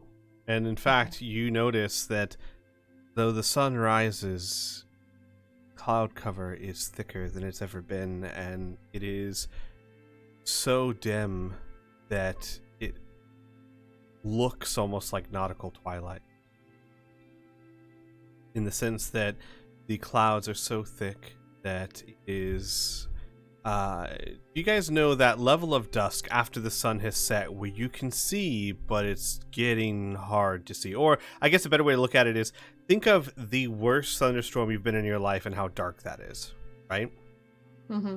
That is what you are experiencing. And the rain is pouring. Okay.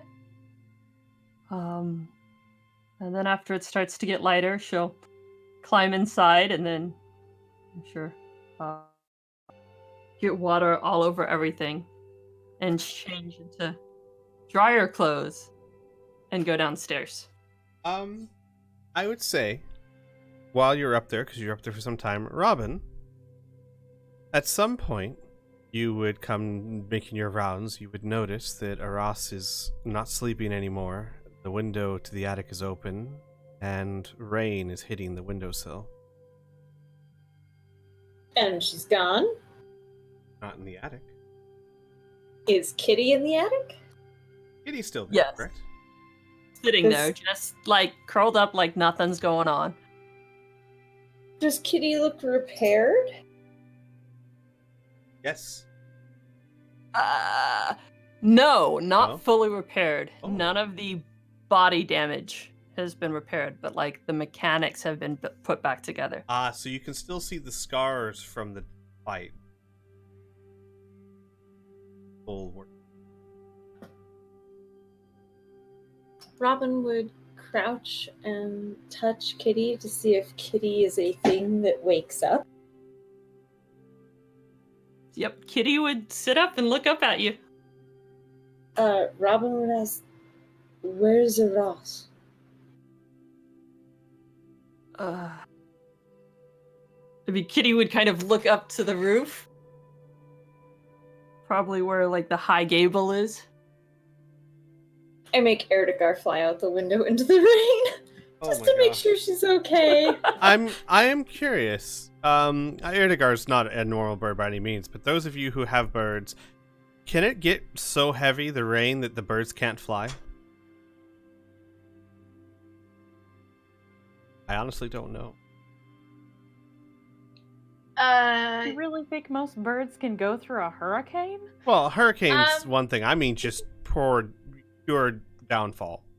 If he has been, as of yet, dry, he could probably be out there for a little bit before his feathers simply become too waterlogged to hold him up. So, Robin, There. your familiar is, in fact, a familiar. So it is not exactly bound by the same rule as regular birds. I would say, though, that while it is a raven, it is still bound to light mechanics of a raven. He's fine for now. I'm just thinking in the future, if Erdegar gets too wet or is in the rain too long, he might have trouble flying in them. But I mean, There's an oil on birds' feathers that stop them from actually getting wet, as birds' feathers are fairly waterproof. However, weather conditions such as rain may take more energy and become problematic. Oh. Well, there you They're go. not entirely waterproof, but yes. Well, there you go. Fair enough. Either way, I was gonna say for a short stint like this, it's no problem. I'm just thinking for the future, he's fine for the most part. Gotcha. So Erdegar flies out, and you can see Aras sitting on the roof, staring up at the rainy sky. Okay. I have Erdegar land next to her, poke at her twice to make sure there's nothing wrong with her, and then retreat.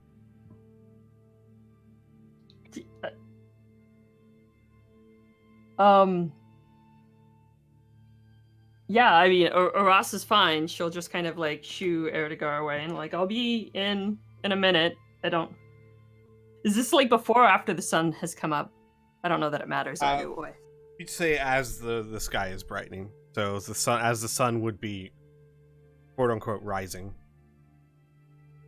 Okay, then she's already like seen enough what she wanted to do, so she'll go inside. So after a minute, Robin, you see Ross just walk down the side of the wall and walk back into the window, completely.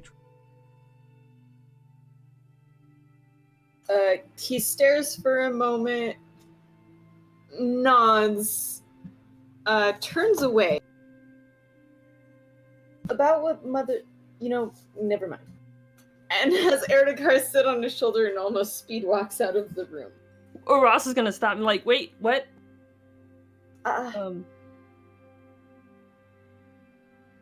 Would it be weird if I asked who you killed?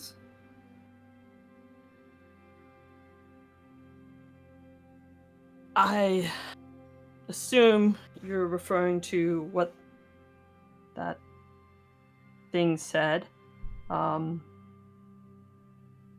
What killed a few different people, but most specifically, I think, would be Rolf, Gadrian's son. He nods slowly, seeming as though he's putting the pieces together.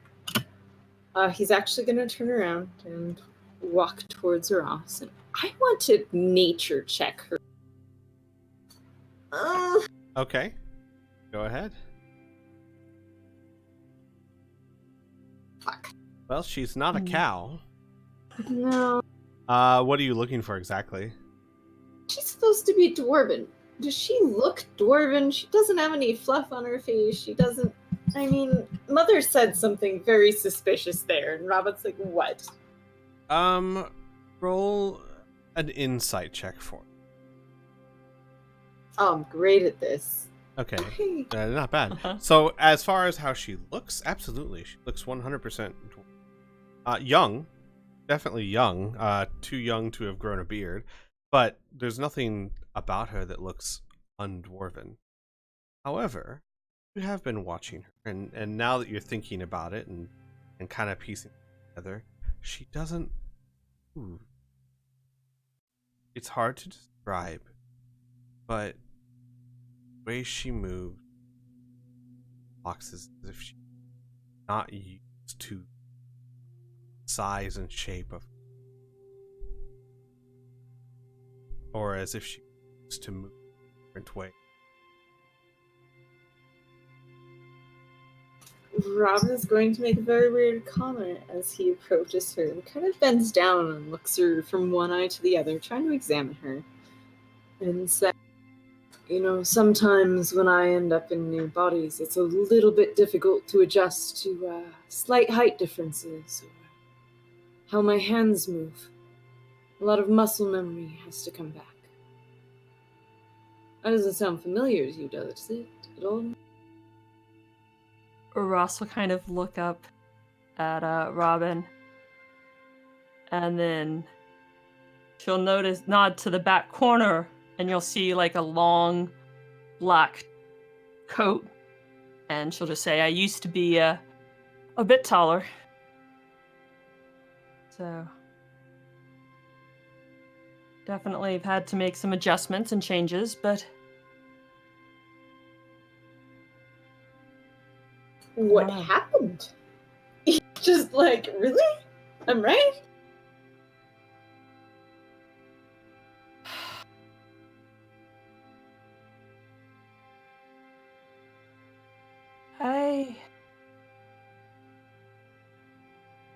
Apparently I killed the wrong person somewhere along the way. And I went from being who I was and now living someone else. I know that doesn't make any sense at all. Or I don't know, maybe it does. Maybe you would understand the most out of anybody. Did you retain their memories at all? And I've killed a lot of people. Who could have possibly gotten upset for you killing one person?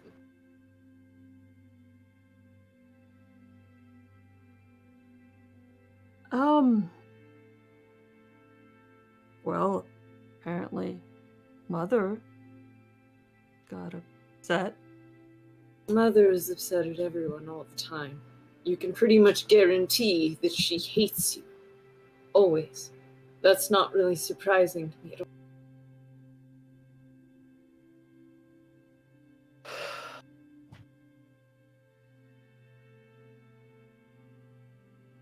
He's like really leaning in and kind of, can I touch you? Is it just your soul inside, or are you actually this person? Like super interested.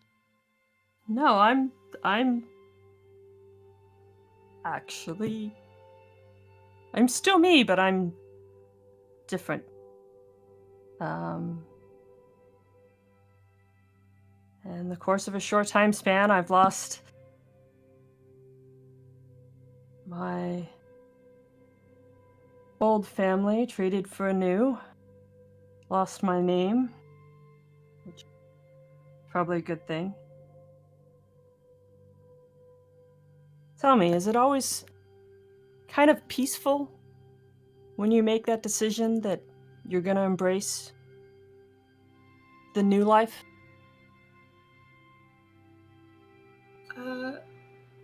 For once there's a little bit of sadness that washes over him. And his brow furrows, and he says, no. After 32 times, it's kind of lonely, actually. Very lonely. But once, twice, wasn't that bad. I mean, once I got to live the lives. Well, maybe, I don't know. Who knows what the world has in store for us in the future? Maybe I'll get to live this life. Maybe it's just borrowed time. Whatever it is, it's more. I didn't say this earlier, but I did, but I am sorry about your cat. I know what it is to lose a companion. And he pokes Erdegar in the little fluffy stomach. So, working together from now on. And he holds out a hand.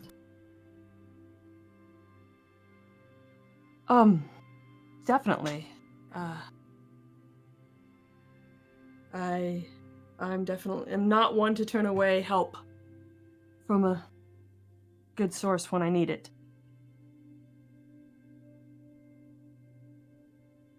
And I don't know. Somehow I kind of feel like we're not exactly on the same side of this. Whatever this is. He pulls his hand back. I understand that completely. I will do my best not to disrupt things as much as I can. Have a good morning. And he will dismiss himself down the stairs with Erdegar. Have Erdegar fly down and check on Miri, and go park himself back against Ria's bed. About what time is it now? Probably 7:30 or so. It's mid-October, so it's sunrise. So, Erdegar would watch Mary slowly rise and walk over the stone beehive and rest her claws on it. Almost reverently. And she'll tap her claws on it a few times. Oh, Curvin. I wonder what you think of me now.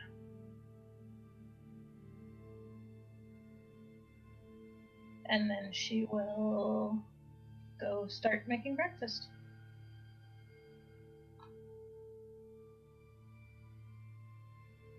Mary, Hmm. I hate to do this. Be fair here. Have a list of what spell slots you've extended character sheet. I have, I think. Oh, well, hold on. I'm in preparation mode. I have 1 second level and 1 third level. There we go. Perfect. Nice. I mean, not nice, horrible, but nice that I can see. Thank you. You're welcome. You did this. You don't get to be upset about it. I can. Or is it sympathize? I forget. I don't think it's either one of those, actually. Where you start making breakfast. Hmm. The And rest- every once in a while, she will just sort of stop. And it's like she has to remember that she's in the present. Everyone else starts. Rhea, as you wake up, you actually having a. You know how many times when you guys wake up, you're half awake, half asleep, kind of feel. Mm-hmm. Dreamed of Kala sitting nightstand there and the dream.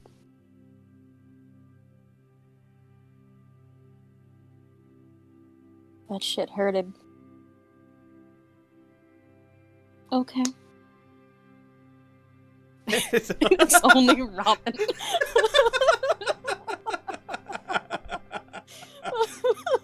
Man, you ain't alone, bro. I got you. I'm right here. Oh my god. Gotta hurry up and get Kala back. Yeah. That's oh boy.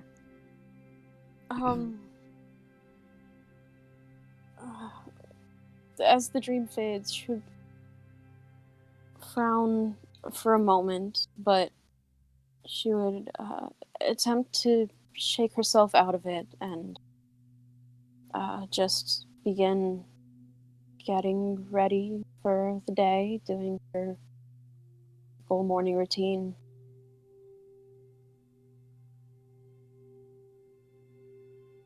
She would, of course, say good morning to Robin and all of that. He bows and remains at his post on her left side, 3 feet, or otherwise out of the way. Amelia, you also be having a fairly restful sleep. Told, as we're not just.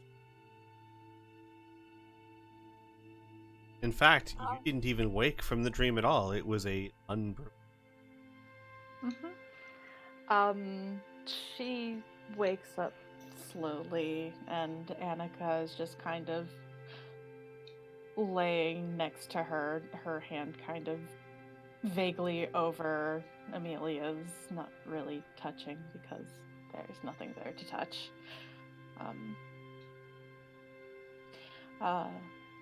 And Annika will just gently run a hand over her hair and give her a small smile, and she will disappear, and Amelia will start getting ready for the day. So, we'll move things along a little. You all make your ways.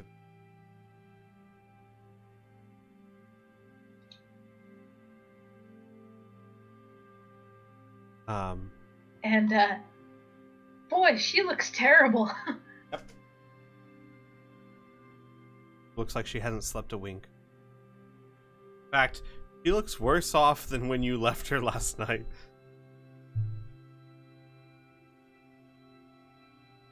Ross will come up and offer to help cook and finish making breakfast.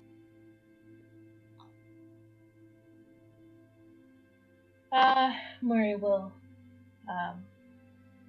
accept help, which is odd because she usually doesn't.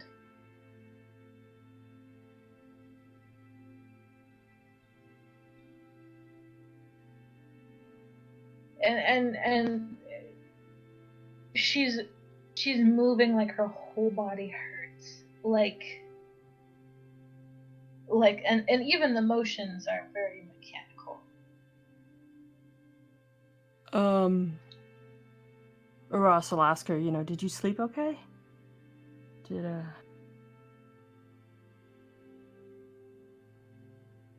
Did you rest at all? Amelia kind of pauses over by the stairs and looks from Ross to Weary and goes, "She visited you too, didn't she?" Weary only nods.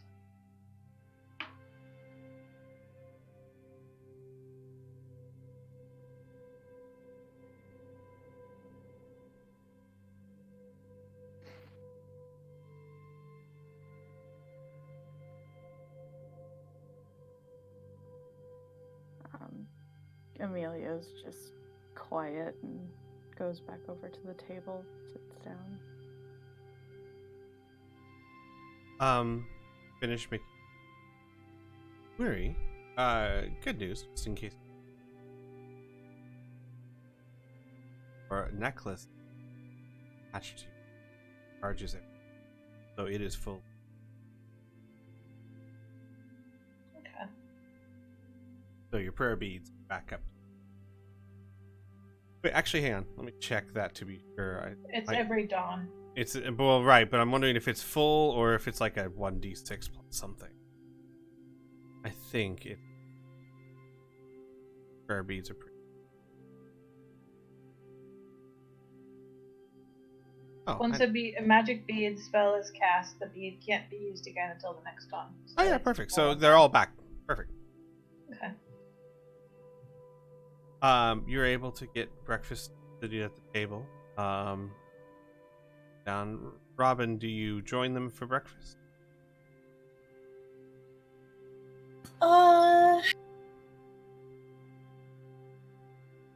He will come sit down,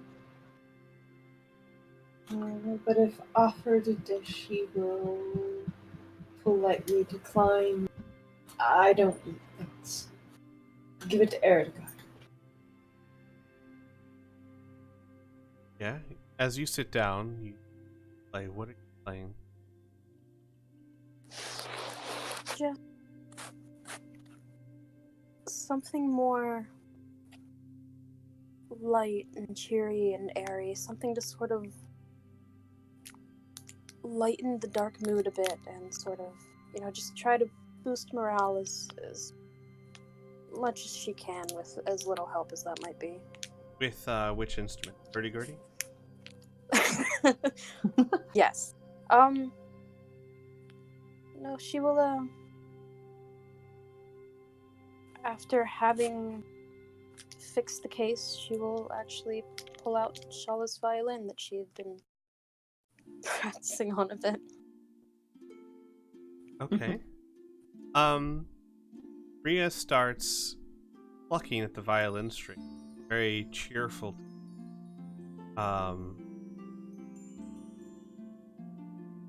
The music starts to filter through the room. Rhea, you're really getting the hang of it. You find that given your training with different instruments, you can almost pluck the violin better than you can bow on it, but that's not an unpleasant sound. And you can use the bow when you feel it's appropriate. But you're getting the hang of the violin. Excellent.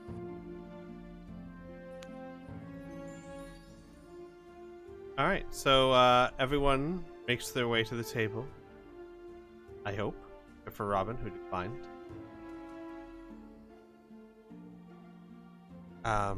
So, I'll ask you guys out of character. And of course you can discuss this in character, but what's the next step? Where do you guys go from here? You're kind of at a crossroads here.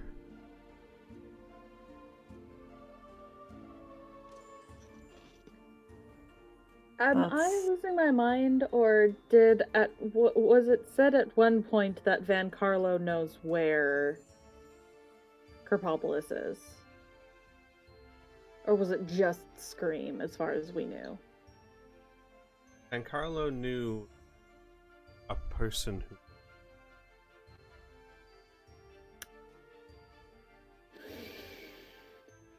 Basically, Cool. Van Carlo had learned that Scream knew.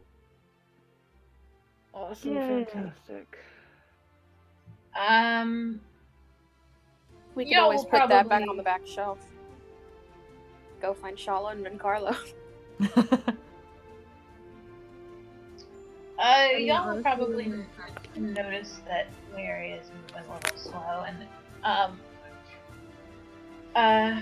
the only thing she will bring up is that she wants to send a letter to Cressida, and that's it.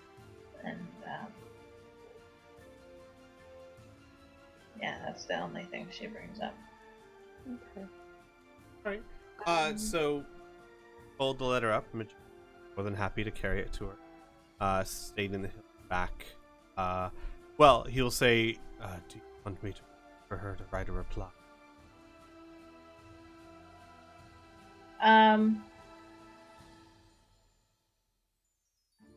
She nods, and will hold up a hand. And will use her last level 3 spell slot to message Cressida.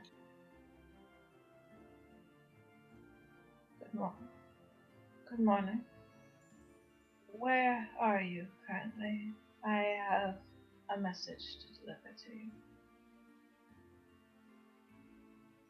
Very good to hear from you. I'm in my office. Hardly leave it these.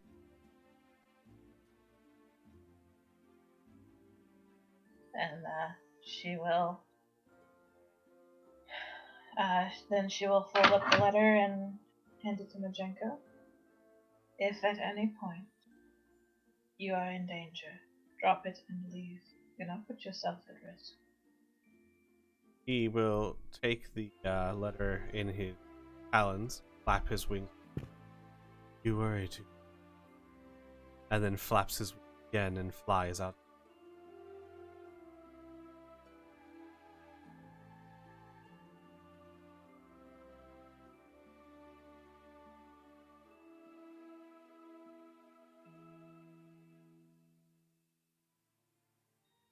What are you guys doing?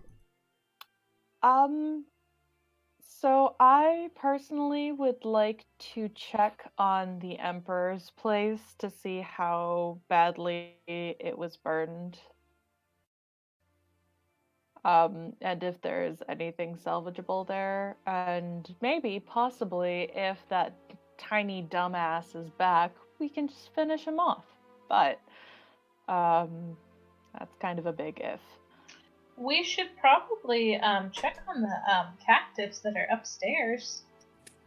That's also something that I wanted to bring up real quick. God. In this case, yes. Yes, my child. For the Find Steed spell. Mm-hmm.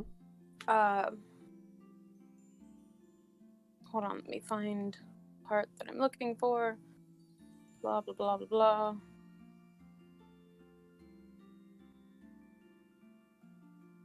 I don't know, I don't see it right now. But I'm assuming that possibly I would be able to maybe dismiss Portly and summon him in a different form. Most certainly could. Well, you see, and she will relay this in character. We have these captives, and we have the Order and the Crimson Guard running around in the main area of Corvosa. All those bridges, except for the main one, are out, right? Correct. Presumably, they might not have as much security around the areas where there's no longer bridges. We could possibly have Portly turned into some sort of aquatic animal, like a turtle or something, and have them on his back and have him carry them across and have the guards pick them up so we don't have to deal with them. I totally fucking forgot we had captives. Holy shit. I didn't. Nope, they're still up there. Oh boy. Unless you guys want to kill them, in which case you can no. do that. I'm not going to No. be there for it. No. Mary will feed them, of course, if they are awake. So I love the idea. Here's what I will say. Fine Steed is not exactly as versatile as a familiar, so Rhea, and you can do this later, I'd like you to choose 4 forms, including, I'd say 3 forms, not including the actual steed. So 2 forms in addition to Corgi. And we will say those 4 forms are what you can summon at this current time. And then you might learn more as you go on. Your choice, what you want. But because I imagine Fine Steed wouldn't be just anything you can think of. It'd be something you'd have to have a connection to, brain to summon. And as you get stronger, you can summon more type. Yeah, because it just says that the steed takes on a form that you choose. Warhorse, pony, camel, elk, mastiff, or something else that If the GM allows. Yeah, exactly. Yeah. So my thinking is I absolutely love it. The spirit of the spell, I don't think it would be the same as a familiar where you can just choose tons of different shapes. Right. But I think 4 to start, and as you level up, you can get more. Okay. So 2 forms. One of them could definitely be a toroidal or some other aquatic.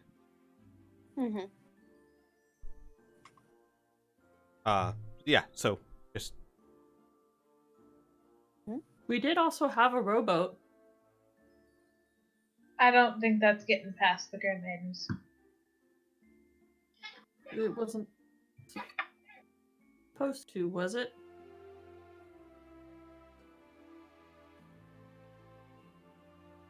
I mean, are we delivering this, Rhea? Are we delivering these people to the Crimson Guard? Well, the guard and the order are sort of mixed at the moment. But you guys do know that Grey Maidens still patrol the shore. Yeah. So I could, in theory, have him, if I do resummon him, have him swim around a bit to, hold on, let me see. I don't have the map at the moment. But, I think the, like, Cressida's office and everywhere that's sort of near the water line, right? Or is that more inland? It is. No, Citadel Volshnik goes right on the water. So Citadel Volshnik is right at the bottom of that bulge that says Jaeger River.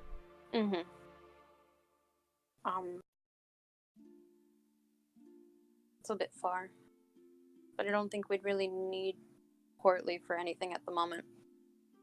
So I could, in theory, send him down that way, and we could have, I don't know, somehow have a message sent to Cressida or to Rhea's family or something to have someone be there to pick them up. Have Mary cast... Oh. Exactly.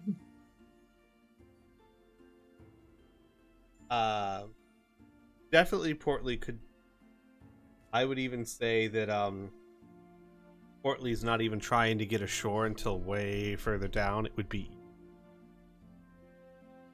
because he could just go to the other side. Still, not unhindered, but easier than trying to just cross over where the Narrows are.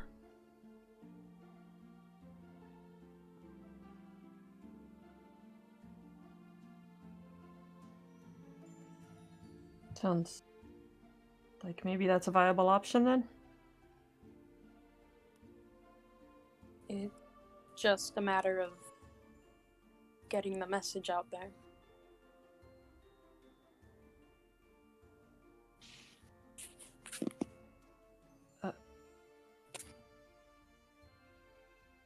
Well, I mean...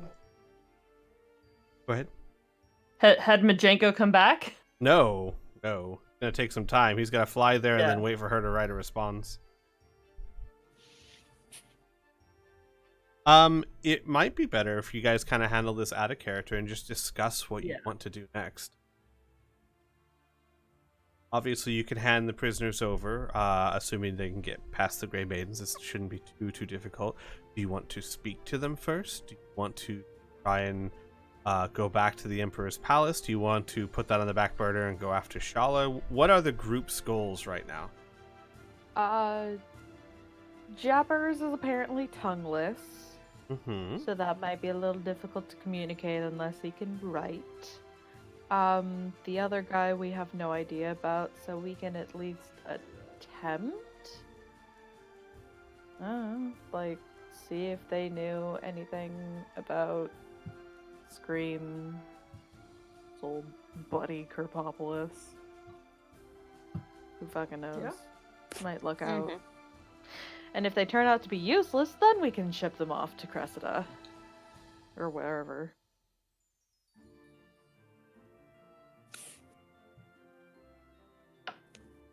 All right. Yeah, we can do that. Is the group in accordance with this? Do you guys want to interrogate? Yes, please. Sure.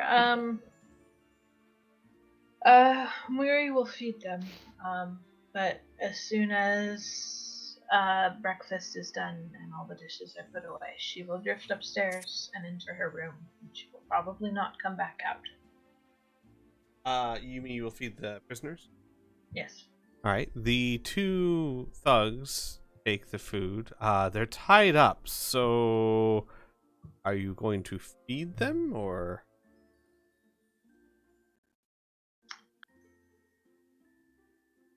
So basically, in one of the rooms, tied up in like a bundle.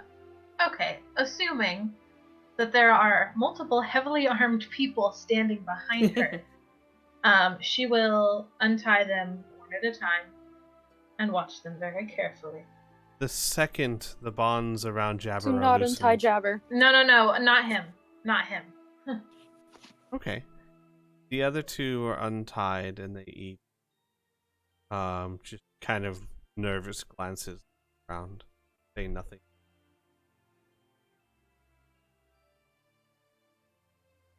One of them at one point like, is that a bug? Weary says nothing. It's good protein. The rest of you have gotten used to Muri's cooking. The rest of the world, not so much. It's probably better than what you had when you were working under the Emperor. I'm sure you weren't being compensated well.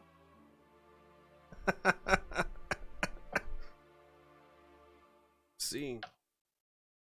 What do you think I did before I met? I was a fisherman. And how did you go from being a fisherman to a thug? Yes. Right people. Right impression. Like the rest of us.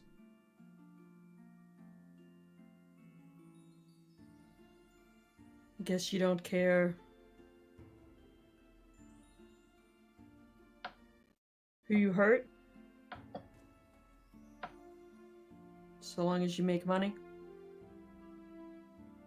He chews the food and swallows. That's about the long and short of it. You nailed it. Shrugs. World's full of people that deserve all kinds of things. Not my place to choose. I gotta eat.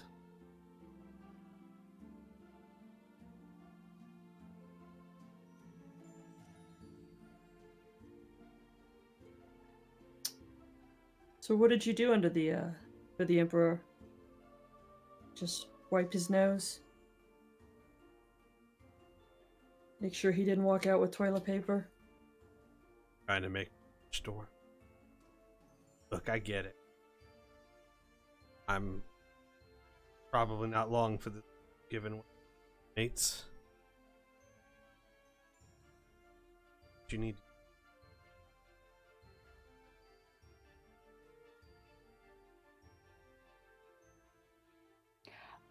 How many people are here for this conversation? Because I feel like that's kind of important. Because I know Mary and Aras are there, and Amelia would want to be there as well. Is like Robin and Rhea there as well?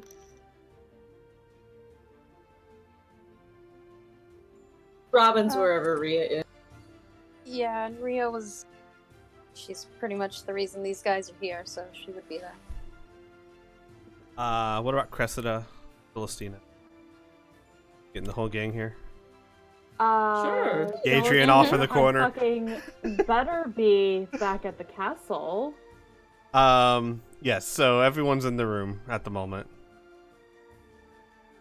And I might want to change this from the happy-go-lucky Rhea pick-me-up song. So, you've all heard what's been taking place between Ross and the...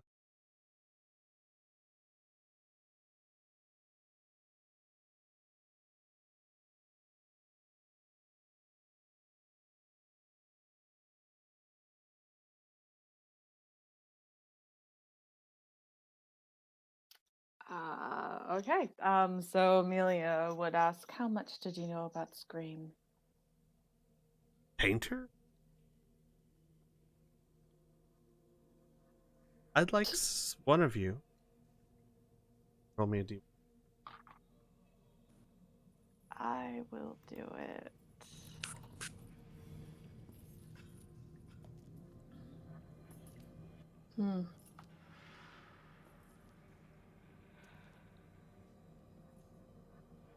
Had really bad taste in art.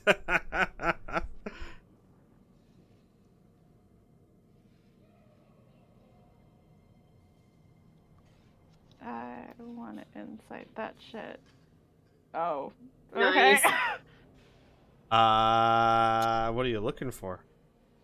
I'm seeing if he's just kind of trying to like play it off like, oh, it's got shit art, or if he's No, actually he's being honest. He thought the guy had shit taste in art.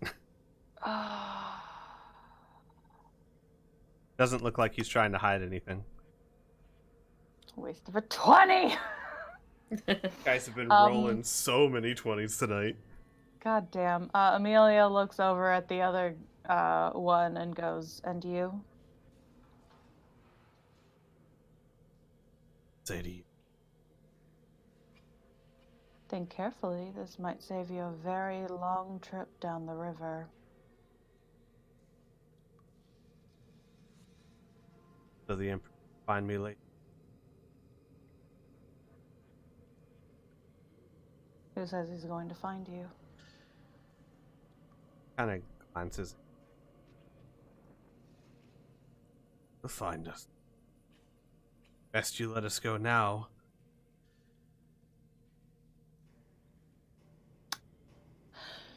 So, I don't know if that should have been an intimidation or a deception check, but essentially she was implying that they were going to be corpses floating down the river. Roll me an intimidation check.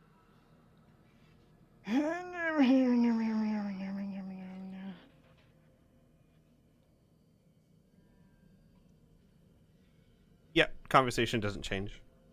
I'm gonna use an inspiration. Okay. Because why not? Oh, fuck. Use I that gold probably star. shouldn't. Oh. Got an average chance of doing better. Hey. Fuck you! Yeah. 22. He glances at Jabber. Back to you.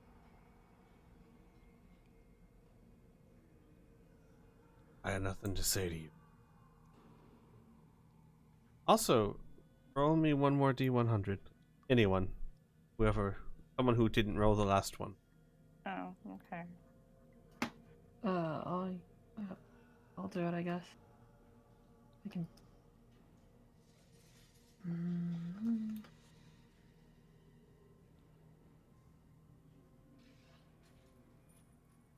Oh.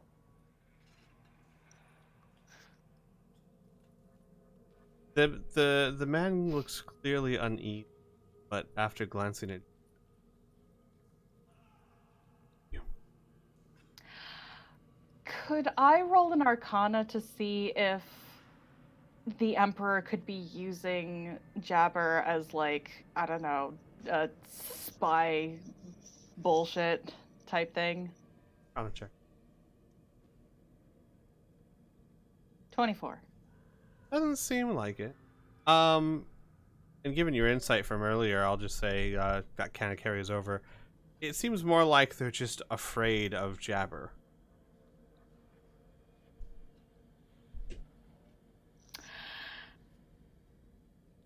At least this.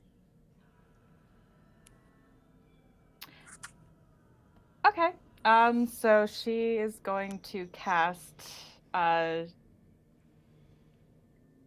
deafness on Jabber. So. Okay. Hang on. Let me pull out his stats. Mhm. That's cool. Don't worry about it. It's fine. Save you a spell slot. I mean, if you want to struggle with this little shit, go for I it. meant move the other guys. We can leave Jabber here. Or that. I don't know. She's just fucking impatient as hell. Gotcha. What is it? Wisdom save? Con save, DC 16. Why isn't it rolling? You can do it. Ace, ace, There you go. ace, ace. Wow. Yeah, fuck you. Wow, he has a +7 to save on that, Uh-huh. and still. Wow. Yeah. So he is now deaf.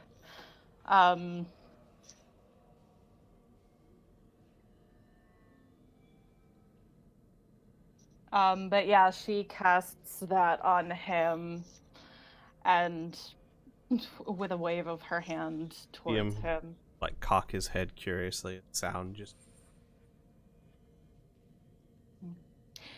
Now, unless he is somehow able to read lips, you should be quite fine. talking about. He's deaf. Fine. She kind of snaps her finger next to his head. And he doesn't respond yet. Just cast some spell on him. Is that the words you were saying? She raises a brow. He'll. Aye! How is it? Aye, aye!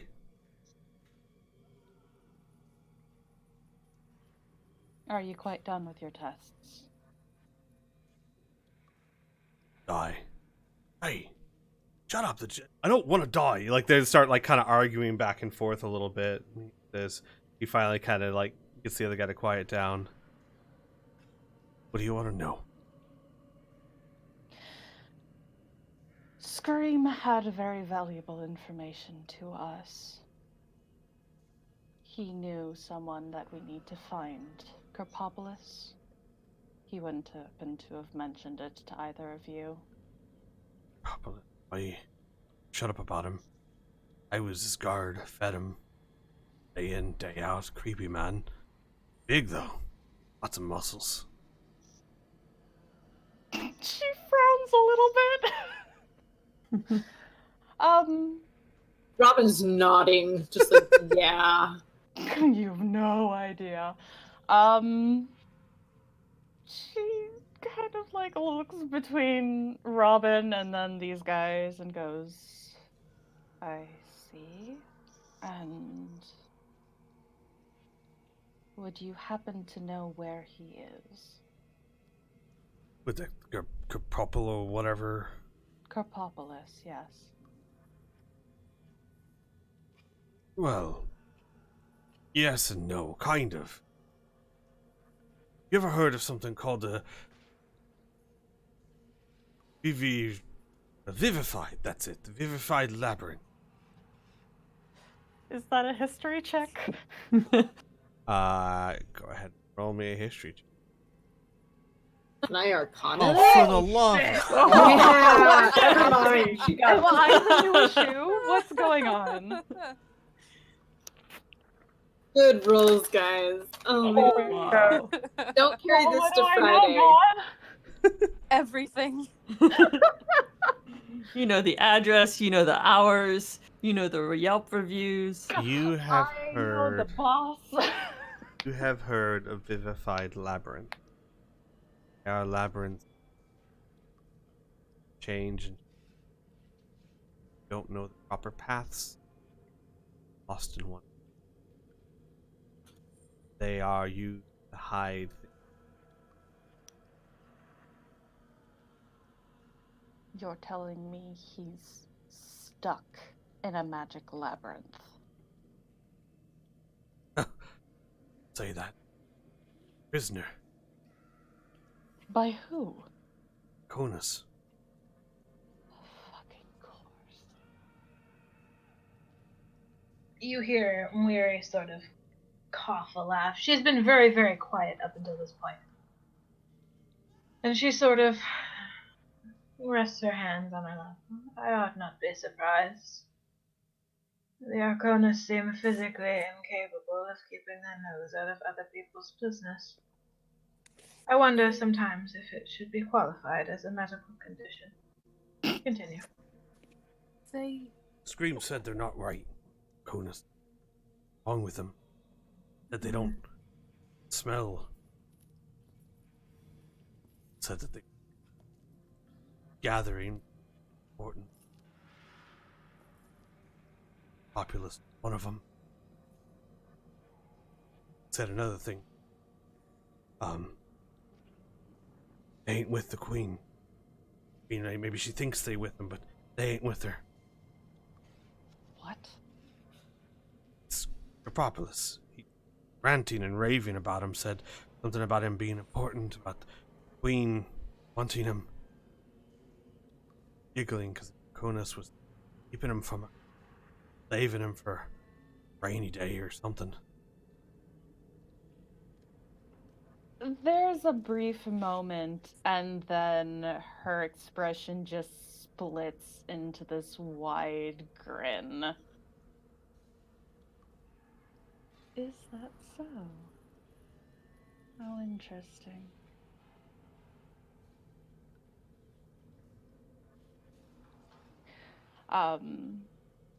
After a moment, she turns to everyone else. Well, I have to say that definitely gives us something of a heading. You, and she turns back to the guy, wouldn't happen to know about where this magical oubliette happens to be, would you? Going back to him, he's like snapping his fingers behind Jabber's head, trying to make sure he still can't hear anything. What? The maze. Oh. Oh, Just have it that they somewhere. have him. Guess it'd be somewhere in that big old mansion they got.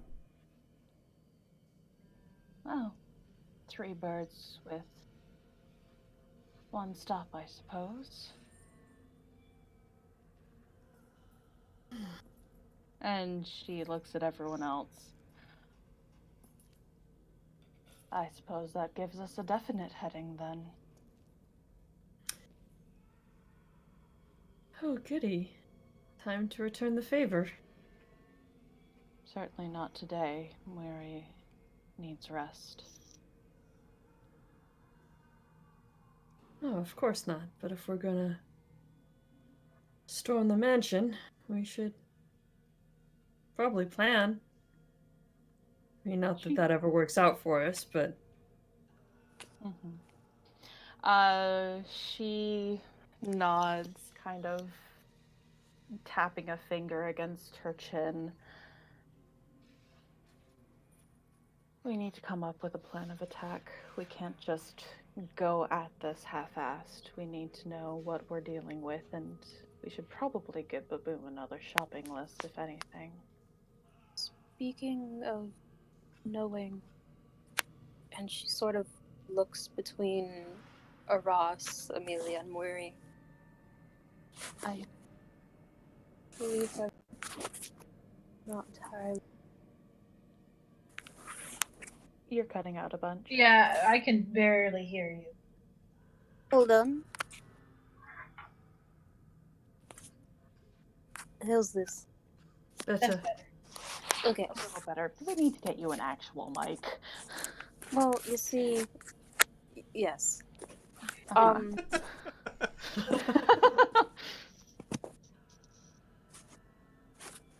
So she essentially is just looking between Amelia, Ross, and Weary, and saying, speaking of not having all of the information, the Arconas keep coming up, but it seems that you three continue to have bulk of the information here. Amelia watches her for a moment and then looks back at the other two and goes, "That is a story that we should have outside of this room. You do need to know everything. I told you some of it back at the castle, but not everything." Weary nods. I'm afraid it will be a bit of a long talk. I suppose I should prepare something, some snacks perhaps, and I fear the entire detailed story will take probably most of the day. Oi, but let us go, right? Told you what you wanted to know.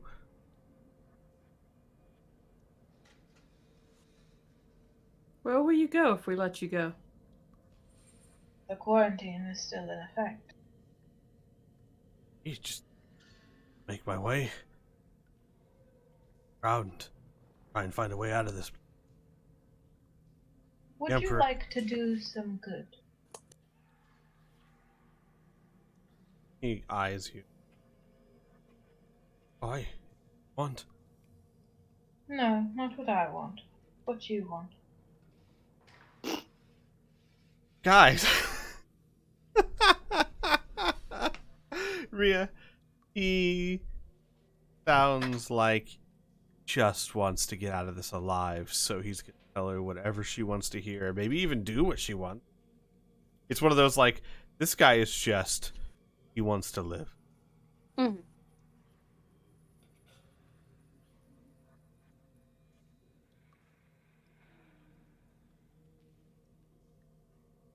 What do you need? Rhea, do you think the Order could use some more bodies? I mean...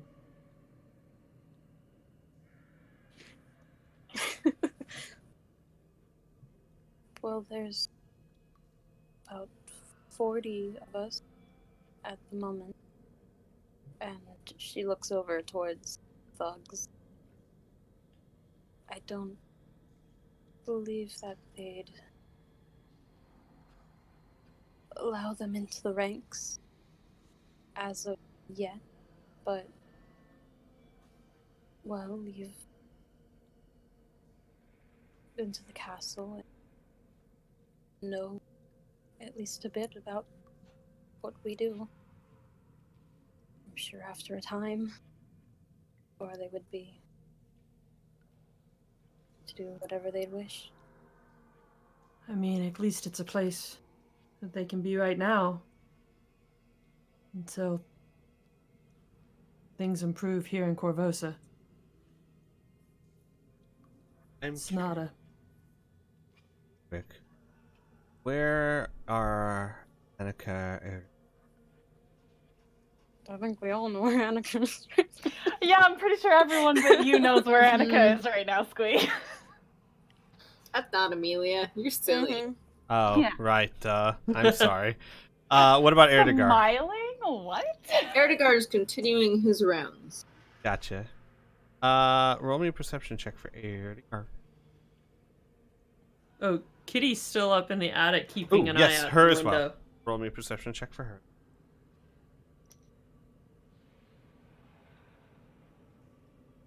I rolled it. I got a 17. I didn't see anything happen. That's I perfectly got fine. an 8. Well Oh, done. 17 plus. Erdegar, you see this. Kitty would see this, but much closer, see a squadron of Grey Maidens marching down the road. Oh, fuck. Oh boy. That's fun. Time to go. There's a squad of Grey Maidens outside. What? Robin takes the visual step back from Annika. And probably maybe 30 seconds from heavy rainfall. 30 seconds, we have to go. Mary looks up at him. Very well. Well, this changes things. Should we go out the window? Ross will be running upstairs. And as you're running upstairs, Kitty's running to you. But they are getting very close. About Bag how of- many are there? Or with that perception check with the 17 you said? It's a 20. 17 plus 3. Oh, 17 plus. Okay. There are exactly. Oh no. Oh, this is great! Mary's Oh, not I'm And- so happy! And marching from the direction of the. Mm-hmm. That was a quick response time. Can anyone turn invisible? I can teleport one person with me. No. We have a potion of invisibility, I think. Don't we? I have a portly. Oh, Why? God. What's happening? What's happening?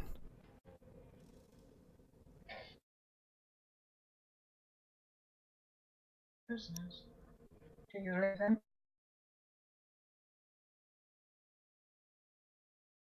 Guys? Hello? Uh-oh. I may have lost everyone. Hello? Hello?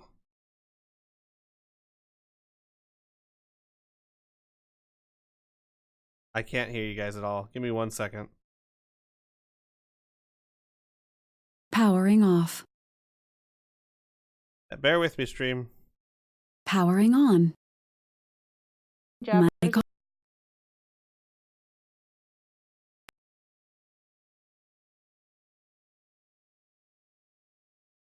hello.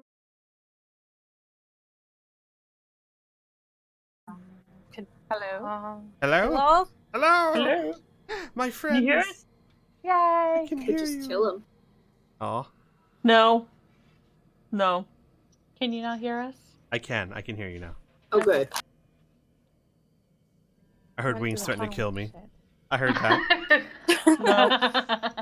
No killing. Exactly what's Oh, happening. sorry, not you, Irina. I was mis- Oh, You guys blew all your 20s today. I didn't blow Just any. got the warm fuzzies. I didn't.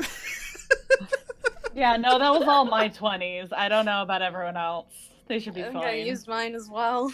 I think, Okay. honestly, this would be a good time to stop the session. If you guys a week Oh, figure boy. out how and if you plan to exit. Keep in mind, you've got about 15 seconds before they're at the orc. If that is, in fact, there. Mm-hmm. It's probably Yay. Yeah, it's probably. Just, I don't really see them walking past, like, at all. I wonder if So, they're you know, in, Grey Maiden, or not Grey Maiden. Mm-hmm. We could just turn all the lights off and lock the door and pretend we're not here. Please help. Oh, well, what's her face? Zelra, right? She has her greater illusion. I did ask about that. It's only to show herself. Correct. Oh, it only fuck. shows herself. What's up, Sid? Oh, I forgot now, never mind. Oh, I was gonna ask, is there something in this world like in Harry Potter where they can put a trace on a name? Like how Voldemort's name had a trace on it? Okay. You could hex a person or put such sort of tracker on them, hunter's mark, or if you know what the person looks like, you could probably find them through magic as well. Like I just scry wanted and to make stuff. sure it wasn't like we said the name Arconis and then they know where we are and show up. Oh. That is- Well, I'll tell you guys what. Murray and Amelia, roll me an intelligence check. Not Robin- an Arcana. Robin, you as well. No. This is intelligence check. Just seeing what your characters could piece together very quickly. Oh, fuck. I want to use my inspiration. No, I can't. Hold on. Fuck. Sorry, my mouse has run out of battery, so Oh. don't think Oh, that no. What is it? Amelia? Shenanigans. Amelia, please take my inspiration. Oh, Just seriously? use it. Oh, Just okay. do it. No, Robin's got it. It's fine. Okay. Robin. Mhm. Oh, well, I thought it was This is an intelligence check, but still, Yeah. we'll just say we'll carry that over because what she rolled is actually intelligence, but just we'll subtract what is that 3 from it, 4 from it. Mhm. Sorry. Still, it's a 20. You know, from what you've heard already, Camille was in people, and whatever she did to Murray hurt her very badly. It's very possible she's trying to exploit this, or that she knows something, or that she heard something. Camille has been very good at knowing who's what and doing what where. This could be 100 things that don't have to include just saying the name of her. Okay. You know, one of these days we need to just, like, fucking inlay warding into the foundation of the fucking orphanage. Just, like, no scrying, no bullshit. Stay out. You guys have not been casting a lot of detect magic lately. Oh, fuck. I don't have detect magic, man. Mm-mm. Hey man, I found a weird rose. Well, I do, but I didn't know to check it. we'll end the session here. Next week, our intrepid heroes will fight or flight. Oh, God. Yeah. As next time. Christ. Okay, bye. Bye. Bye. Okay, bye.